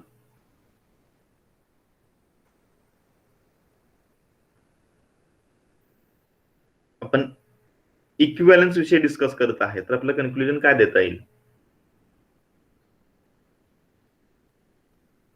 from theta it is likely equivalent. Like हा, it is a likelihood likely equivalent म्हणून सांगता येईल ना, एक्स बार आणि वाय बार हे इक्विव्हॅलेंट आहेत हे सांगता येईल. ओके, आता काय केलं की दुसरा एक वेक्टर कन्सिडर केला, तो आहे 0 0 1. म्हणजे इथं टोटल 3 आहेत ना, 1 0 0 0 1 0 आणि 0 0 1. आता 0 0 1 साठी सुद्धा फाइंड केलं तर आपल्याला काय येणार आहे, सिमिलरच रिझल्ट भेटणार आहेत. तर त्यानुसार आपल्याला हे काय सांगता येईल की करस्पॉन्डिंग हे काय आहेत, वाय बार आणि झेड बार हे काय तुमचे इक्विव्हॅलेन्स आहेत. तर ह्या पद्धतीने आपल्याला हे व्हॅल्यूज फाइंड करता येतात आणि त्यानुसार आपल्याला डिसिजन देतात. आता ह्याचे प्रॉपर्टीज काय आहेत बघूया. लाईकलीहुड इक्विव्हॅलेंटच्या प्रॉपर्टीज आहेत, हे फ्री फ्रॉम थिटा असेल तर X is likelihood equivalent to Y हे आपण मेन्शन करू शकतो, सांगू शकतो. आता आपण काय केलं की F theta of X bar upon F theta of Y bar घेतला. हा जर रेशो तुम्ही जरी रेसिप्रोकल फॉर्म मध्ये घेतला, रेसिप्रोकल फॉर्म मध्ये इन द सेन्स काय, एक्स बार जो आहे तो तुमचा कशासाठी जाईल, करस्पॉन्ड डिनॉमिनेटर मध्ये येईल आणि वाय बार वाला फंक्शन जे आहे ते तुमचं करस्पॉन्डिंग न्यूमरेटर मध्ये येईल. तर ह्या फॉर्म मध्ये सुद्धा जर तुम्ही डिफाईन केला तर तुम्हाला तो रिझल्ट मेन्शन करताना y is equivalent to X या फॉर्म मध्ये सांगता येईल. आता याचाच अर्थ काय, X is equivalent to Y असेल तर y is also equivalent to X हे आपण सांगू शकतो. आता एक्स आणि वाय हे जर इक्विव्हॅलेंट असतील, इफ एक्स अँड वाय हे इक्विव्हॅलेंट असतील अँड वाय आणि झेड जर इक्विव्हॅलेंट असेल तर आपल्याला एक्स आणि झेड सुद्धा इक्विव्हॅलेंट आहेत हे सुद्धा मेन्शन करता येईल. हे क्लिअर होतं का बघा, एक्स आणि वाय इक्विव्हॅलेंट आहेत, एक्स वाय इक्विव्हॅलेंट आहे, वाय आणि झेड हा सुद्धा इक्विव्हॅलेंट आहे. तर या दोन्हीवरून आपल्याला असं रिझल्ट सांगता येईल की X is equivalent to Z. जसे की आपण म्हणतो की ए इंटरसेक्शन किंवा A is equivalent to B, B is equivalent to C, then obviously A is equivalent to C. As like same, इथे सुद्धा आपल्याला तो रिझल्ट आपल्याला मेन्शन करता येतो. आता ही केस झाली करस्पॉन्ड पार्टिशनच्या एक्झाम्पल मध्ये आपण पॉइंट असे घेतले होते की जे पॉइंट सेम पार्टिशन मध्ये इन्व्हॉल्व होते. आता मी पॉइंट 2 पॉइंट घेतो जे की डिफरंट पार्टिशन मध्ये असते. 2 points in a different partitions. 2 points कोणते घेतले आहेत की जे डिफरंट पार्टिशन मध्ये आहेत. त्याची प्रोबॅबिलिटी फाइंड करूया, त्याचा रेशो आपण डिफाइन करूया आणि येणारी व्हॅल्यू काय येते ते पाहूया. हे 2 पॉइंट्स इन डिफरंट पार्टिशनचा याचे ऍडिशन केलं तर तुम्हाला 1 मिळते आणि याचे ऍडिशन केले तर तुम्हाला 2 मिळते. ओके, ही ऍडिशन काय तुमची 2, ही ऍडिशन तुमची काय आहे 1. तर ह्या केसमध्ये आपल्याला हे एक्स इक्विव्हॅलेंट टू वाय हे आपल्याला ऑब्झर्व होतं किंवा नाही हे चेक करता येईल. करस्पॉन्डिंग एक्स बारची probability obviously theta into 1 minus theta square येईल. वाय बारची प्रोबॅबिलिटी काय येईल, बोला, वाय बारची प्रोबॅबिलिटी काय येईल, 1 1 च थिटा इंटू थिटा म्हणजे थिटा स्क्वेअर होणार आणि 0 साठी 1 minus theta.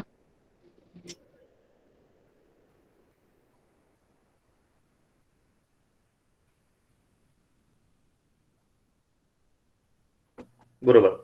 Okay, theta square 1 minus theta. तर आपण रेशो फाइंड केला तर ऑब्व्हियसली आपल्याला रेशो काय मिळणार आहे 1 मायनस थिटा अपॉन थिटा. किंवा जरी आपण y बार आपण x बार जरी फाईंड केलं तर आपण थीटा अपॉन 1 मायनस थीटा मिळणार आहे. हे फ्री फ्रॉम थीटा आहे का दोन्ही केसेस मध्ये? नाही. नाही. नाही. ओके, सो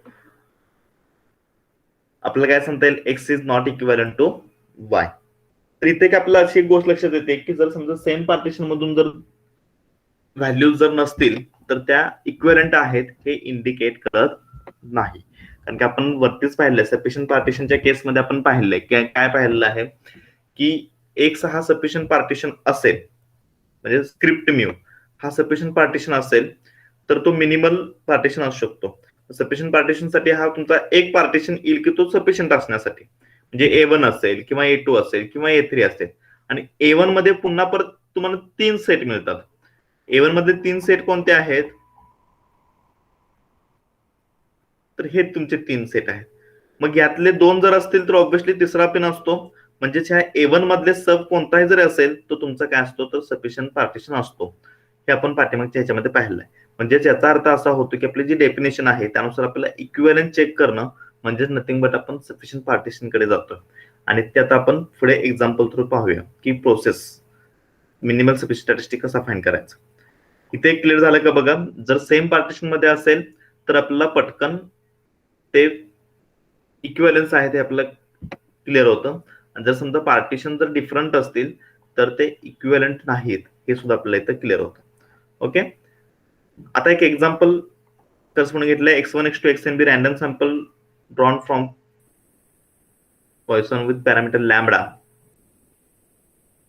मला सांगा तुम्ही पटकन आता करू शकता. हे आता हे करस्पॉन्डिंग लायक्लीहुड फंक्शन घेतलेलं आहे, त्याचा रेशो घ्या आणि आन्सर काय सांगा.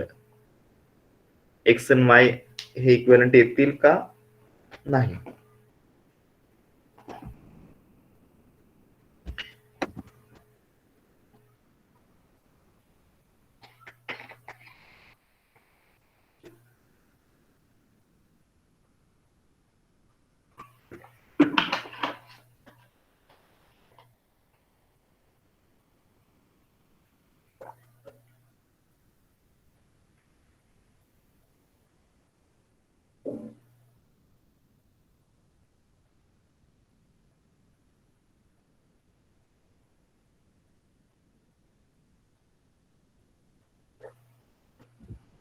रेशो काय येईल ते जर सांगितलं तरी सफिशियंट आहे.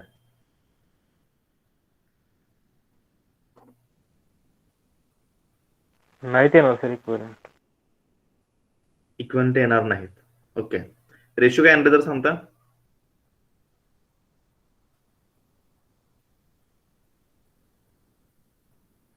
e raised to minus nt e raised to minus nt cancel होईल. Okay, product of xi factorial आणि प्रोडक्ट ऑफ yi फॅक्टोरियल हे तुमचा पूर्ण पार्ट हा तुमचा डिनॉमिनेटर मध्ये असेल.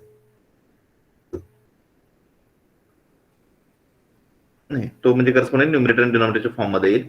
नंतर lambda raise to summation xi आणि lambda raise to summation yi हे आपल्याला कसं रिप्रेझेंट करता येईल. lambda raised to summation xi minus yi into product of I is equal to 1 to up to n 1 upon xi factorial divided by 1 upon yi factorial. Okay, हा ratio होईल. असा ratio येईल का.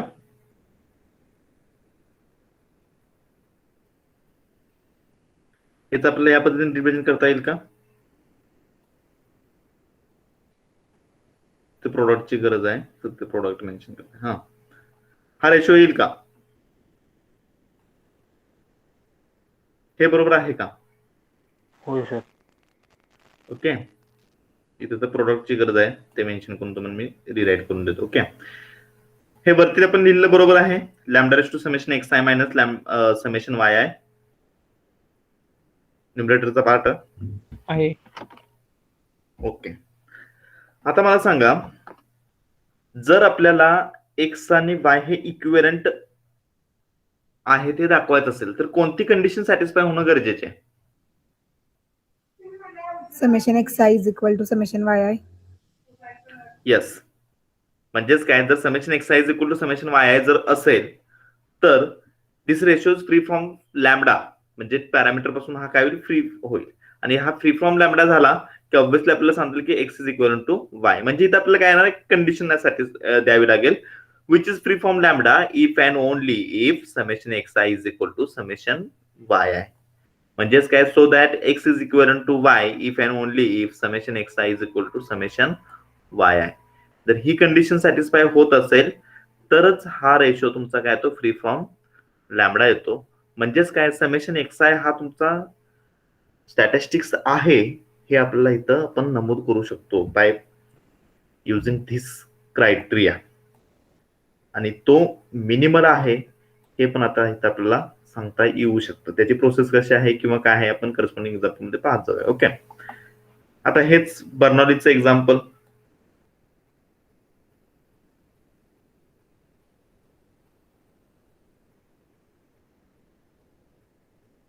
इथं काय केस येते फायनली,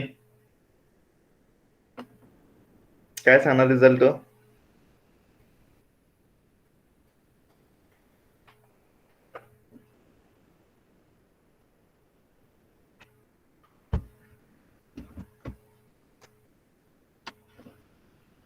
हा बोला.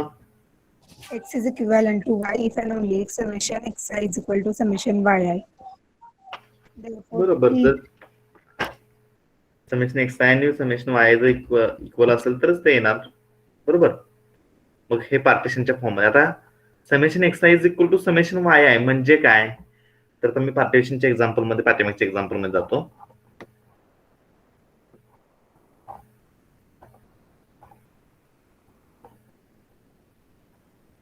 ज्यावेळी आपण एक्स आणि वाय हे सेम पार्टिशन मध्ये घेतले होते, म्हणजे ह्याचे ऍडिशन काय येते, 1 + 0 + 0 इज इक्वल टू 1. ह्याचे ऍडिशन काय येते, 0 + 1 + 0 अगेन 1. म्हणजेच काय झालं, summation X I is equal to summation Y I ही कंडिशन सॅटिस्फाय होते. त्यावेळी आपल्याला करस्पॉन्डिंग रिझल्ट आला की X is equal to Y. ज्यावेळी आपण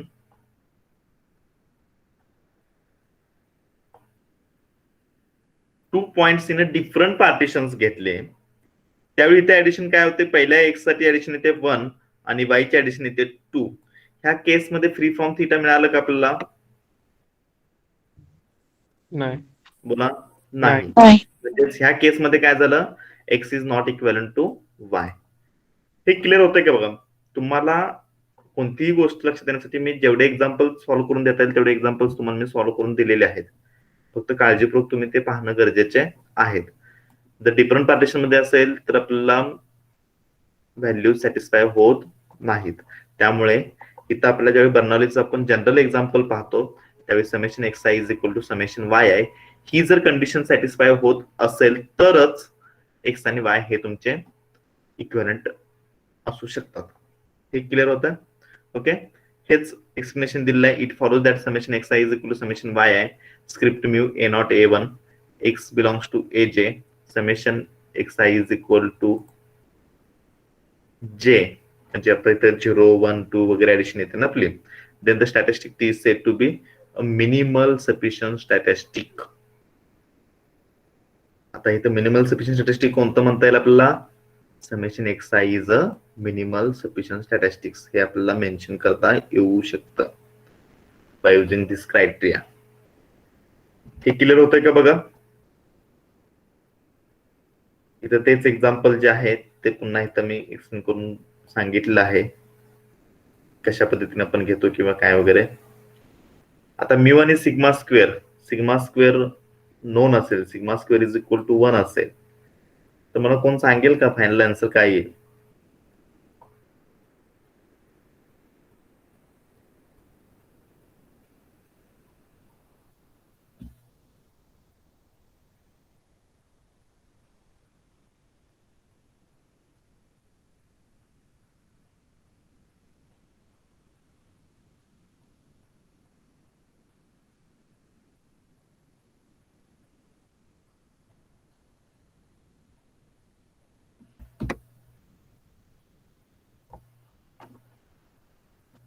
हा बोला. फायनल आपल्याला Summation obviously summation X I is equal to summation Y I आणि X is equal to Y हे फॉर्म येईल. आता ते सिग्मा स्क्वेअरच्या केसमध्ये काय होईल, summation xi square is equal to summation yi square. Confirm.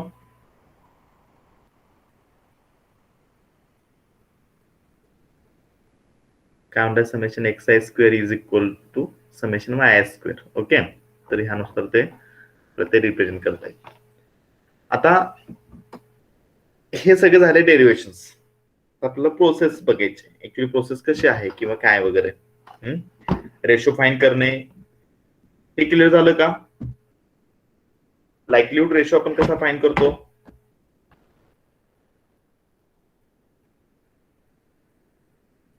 Yes sir. Okay, तर आता हा पार्ट जो आहे तो त्याचे प्रोसेस पाहूया आपण.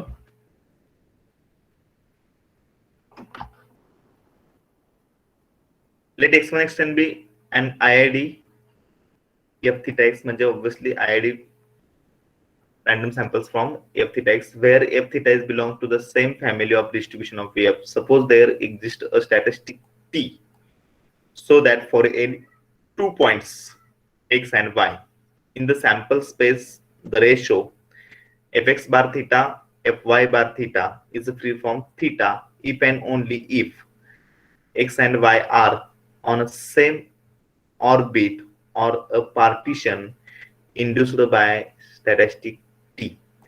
सेम ऑर्बिट किंवा पार्टिशन म्हणजेच काय, तर आपल्याला कंडिशन येते ना आपल्याला summation X I minus summation Y I, आणि ती जर व्हॅल्यू 0 असेल म्हणजे इक्वल टू येत असेल तरच आपण ते म्हणतो की करस्पॉन्डिंग व्हॅल्यू हे आपल्या काय आहेत सफिशियंट स्टॅटिस्टिक्सच्या संदर्भात किंवा स्टॅटिस्टिक्सच्या रिलेटेड त्या व्हॅल्यूज येतात, म्हणजे तर आपण सेम ऑर्बिट और पार्टिशन म्हणतो. The orbits are made of points such that for any 2 points in the same orbit or partition, we must have Tx is equal to Ty. Sufficient statistics condition Tx is equal to Ty. Then Tx is a minimal sufficient statistics for theta.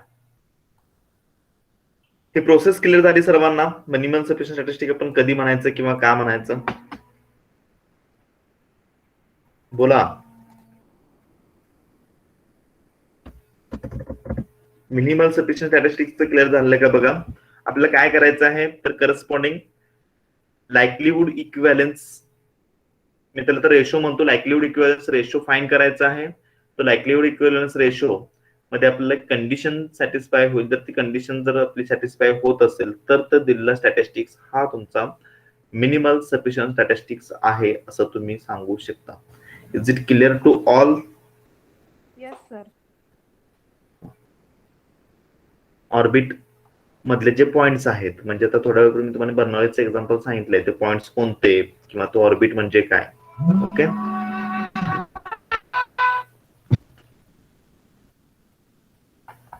त्यानुसार ह्या सर्व गोष्टी आपल्याला check करता येतील. After that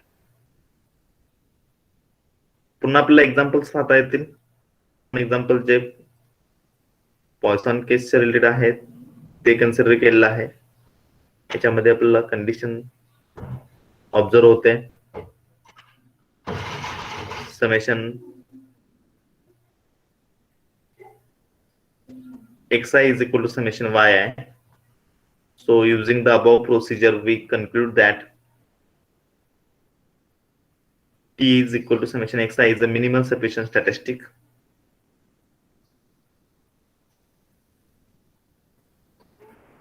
तर हे example जर सॉल्व्ह करून मला आन्सर सांगा. Find minimum sufficient statistic for theta.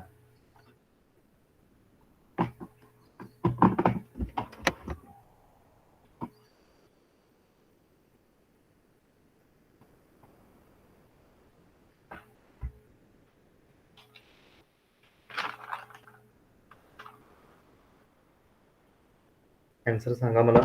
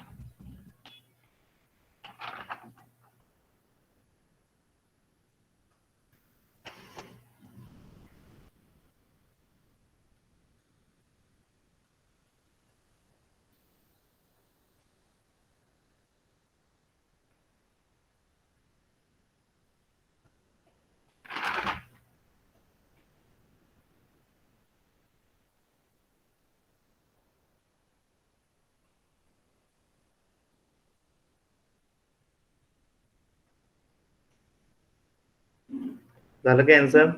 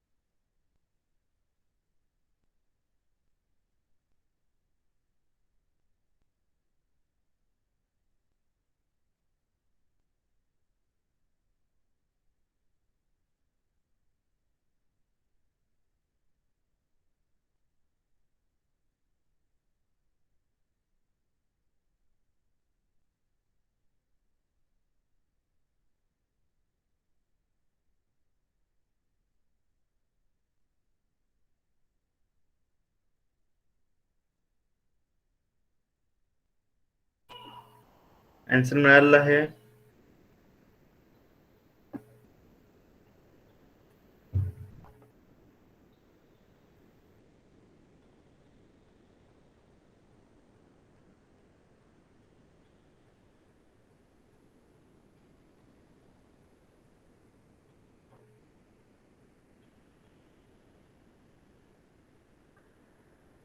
Anyone get answer?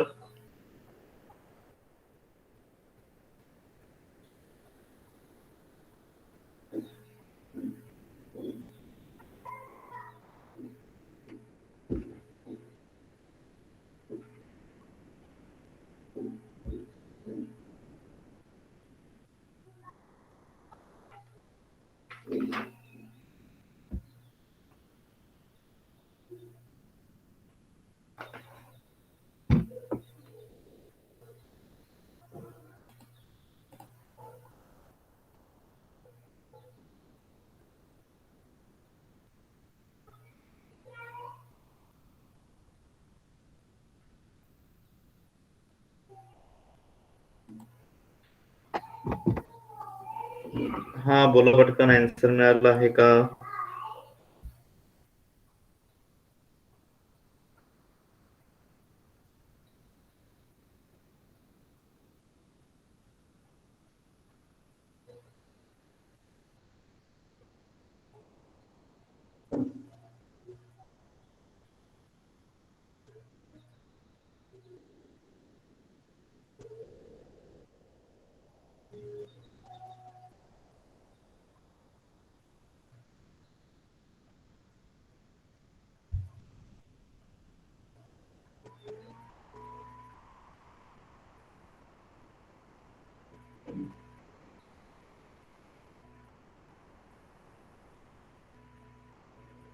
Sir product of x is equal product of Y आहे.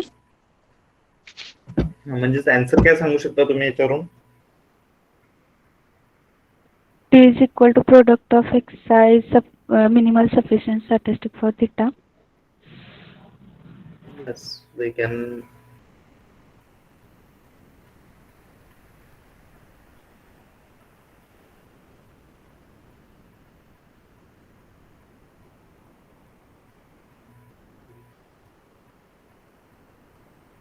कधी पॉसिबल आहे? जर समजा प्रोडक्ट ऑफ एक्स आय आणि वाय आय जर हा तुमचा इक्विव्हॅलेंट असेल तरच हा रेशो तुमचा 1 येऊ शकतो.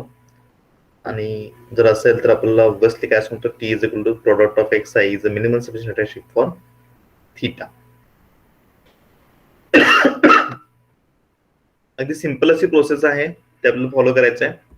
तर होमवर्कसाठी एक्झाम्पल्स घ्यायचे आहेत. नॉर्मलच्या सर्व केसेस चेक करायच्या. सर्व केसेस मध्ये कोणते? Normal mu sigma square when sigma square is equal to 1, find the minimal sufficient statistic for mu. First one example. Then second one example, normal mu sigma square when mu is equal to mu naught. Mu is equal to mu naught. find the minimal sufficient statistic for sigma square, and last one case, normal mu sigma square, mu and sigma square unknown, find the minimal sufficient statistics. Okay, example सर्वांना clear झाले का? कोणते examples find करायचे आहेत किंवा काय वगैरे?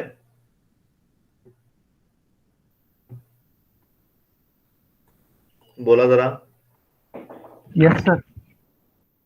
नॉर्मलच्या तिन्ही केसेस तुम्हाला तिन्ही केसेस मध्ये मिनिमल सफिशियंट स्टॅटिस्टिक फाइंड करायचं आहे. ओके,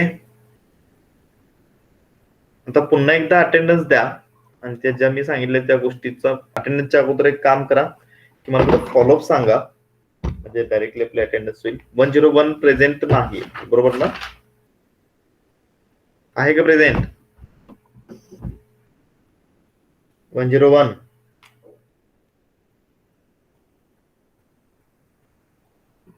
बोला. 101 प्रेझेंट आहे का?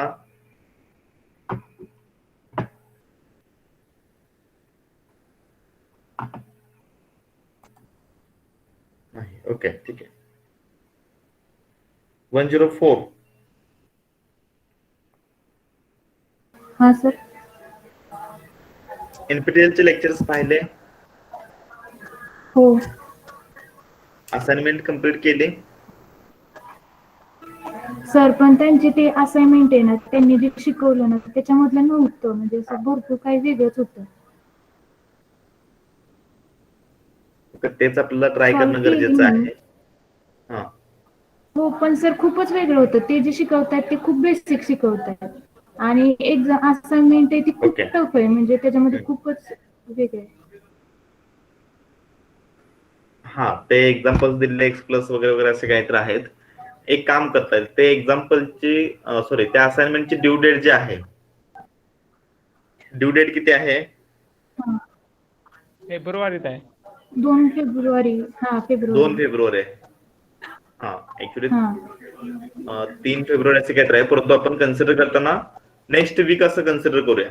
म्हणजे नेक्स्ट मंडेला, म्हणजे हे बाकी तुम्ही दुसऱ्या वीक मधले सुद्धा लेक्चर्स पहा, दोन्ही वीक मधले लेक्चर्स पहा. त्यानंतर सर्वांनी सांगितले ग्रुपमध्ये तुम्ही ते सॉल्व्ह करू शकता. It is not necessary to individual.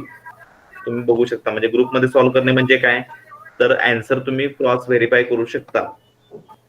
Okay, तर नेक्स्ट संडे पर्यंत त्या दोन्ही असाइनमेंट आपल्याला कंप्लीट करायच्या आहेत. आणि सर्वांनी मोबाईल वरती तर तुम्ही स्वयं हे ऍप सुद्धा तुम्हाला अवेलेबल आहे, ते ऍप सुद्धा तुम्ही डाउनलोड करू शकता. त्या ऍप मध्ये तुम्हाला डायरेक्टली तुमचे कोणतं वर्क चालू आहे, कोणते कोर्सेस चालू आहेत, ह्या सर्व गोष्टीविषयी इन्फॉर्मेशन मिळते. तर मी त्याची सुद्धा लिंक तुम्हाला ग्रुपवरती शेअर करतो, किंवा तुम्ही स्वयं हे ऍप डाउनलोड करून तुम्ही त्याच्यावरती तुमचं लॉग इन केला की तुम्हाला सर्व इन्फॉर्मेशन अपडेट राहील. ओके, तर सर्वांनी ह्या गोष्टी फॉलो करायच्या आहेत. मी नेक्स्ट लेक्चर तुमच्या सर्वांचा 1 बाय 1 रिप्लाय करतो. त्यासाठी काय करा, दोन्हीही आठवड्याचे लेक्चर्स पहा आणि दोन्हीही असाइनमेंट बघा. नेक्स्ट लेक्चर आपलं तर उद्या 26 जानेवारीमुळे आपल्याला काय असेल, सुट्टी असेल. ऍक्च्युली जर तुम्ही इन प्रेझेन्स असता तर आपल्याला फ्लॅग होस्टिंगसाठी प्रेझेंट राहता आलं असतं. त्यांना शक्य आहे त्यांनी जिथे शक्य आहे तिथे जाऊन फ्लॅग होस्टिंग करा. ओके, झेंडावंदन करा. त्यानंतर नेक्स्ट लेक्चर आपलं फ्रायडे तर फिक्स आहेच, तर त्यावेळी सर्वांचा ह्या गोष्टीविषयी मी फॉलोअप घेणार आहे इंडिव्हिज्युअली. त्यानंतर नसेल तर त्यांना मी करस्पॉन्डिंग पुढचं जे काय आहे ते त्याविषयी मी सांगेन इन्फॉर्मेशन. दुसरी इनोव्हेटिव्ह आयडिया विषयी तुम्हाला मी सांगितलं होतं. होप्स दॅट सर्वांनी कोणत्या ना कोणत्या तरी गोष्टीविषयी तुम्ही विचार केला असणार आहे. मी त्यासाठी एक फॉर्मॅट तुम्हाला सेंड करतोय, ते फॉर्मॅट पाहून घ्यायचं आहे. आज फॉर्मॅट सेंड करेन, उद्या तुम्हाला लिंक शेअर केली जाईल. त्या लिंक मध्ये तो फॉर्मॅट तुम्हाला फिलअप करायचा आहे, ते ऑटोमॅटिकली तुमची इन्फॉर्मेशन येतं. किंवा ते फॉर्मॅट मध्ये तुम्हाला ते फक्त इन्फॉर्मेशन तुम्हाला द्यायचे आहे, ते युनिट आयडियाचं. मग त्याचं प्रेझेंटेशन वगैरे किंवा काय वगैरे ह्याच्याविषयी तुम्हाला इन्फॉर्मेशन दिली जाईल. लेक्चर्स आपले फक्त दिवसातून 2 होतात, परंतु ऍक्टिव्हिटी भरपूर रनअप आहेत. सो बी केअरली, सर्व ऍक्टिव्हिटींना प्रेझेंट राहा, ऍक्टिव्हली पार्टिसिपेंट व्हा. बेनिफिट हा फक्त तुमचाच होणार आहे, बाकी कोणाचाही होणार नाही. सर्वांनी मस्ट बी ह्या सर्व ऍक्टिव्हिटी करणं गरजेचे आहेत. जे आता अब्सेंट आहेत त्यांना बघूया आपण काय करायचं किंवा काय त्याविषयी तुम्हाला नोटीस मिळेल करस्पॉन्डिंग. ओके, तर सर्वांनी स्वयंचे दोन्हीही आठवड्याचे लेक्चर्स बघून फ्रायडे पर्यंत त्याविषयी सर्वांनी अपेक्षित आहे की तुमच्या असाइनमेंट मॅक्झिमम कव्हर झालेले असतील. तर त्यानुसार चांगल्या पद्धतीने प्रयत्न करा. तुम्ही एकमेकांची हेल्प घेऊ शकता आणि त्यानुसार तुम्ही ते सॉल्व्ह पण करू शकता. ओके, सो ट्राय करा. फ्रायडे नंतर बघू आपण मग काय करायचं किंवा काय नाही. बाकी आणखी कशा बाबतीत काय डाऊट, शंका वगैरे काय?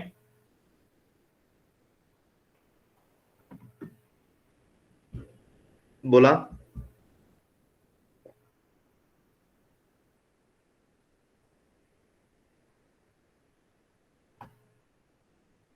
हा, काय शंका वगैरे असेल टीचिंगच्या बाबतीत असेल किंवा बाकी कोणत्या बाबतीत जर काही डाऊट असेल तर विचारा. काय आहे का? सर्वांना आवाज येतो ना माझा?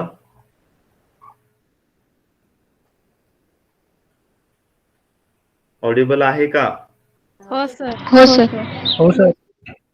ओके, ठीक आहे. मग काही शंका असेल तर विचारा, नसेल तर मग थांबूया आपण इथे.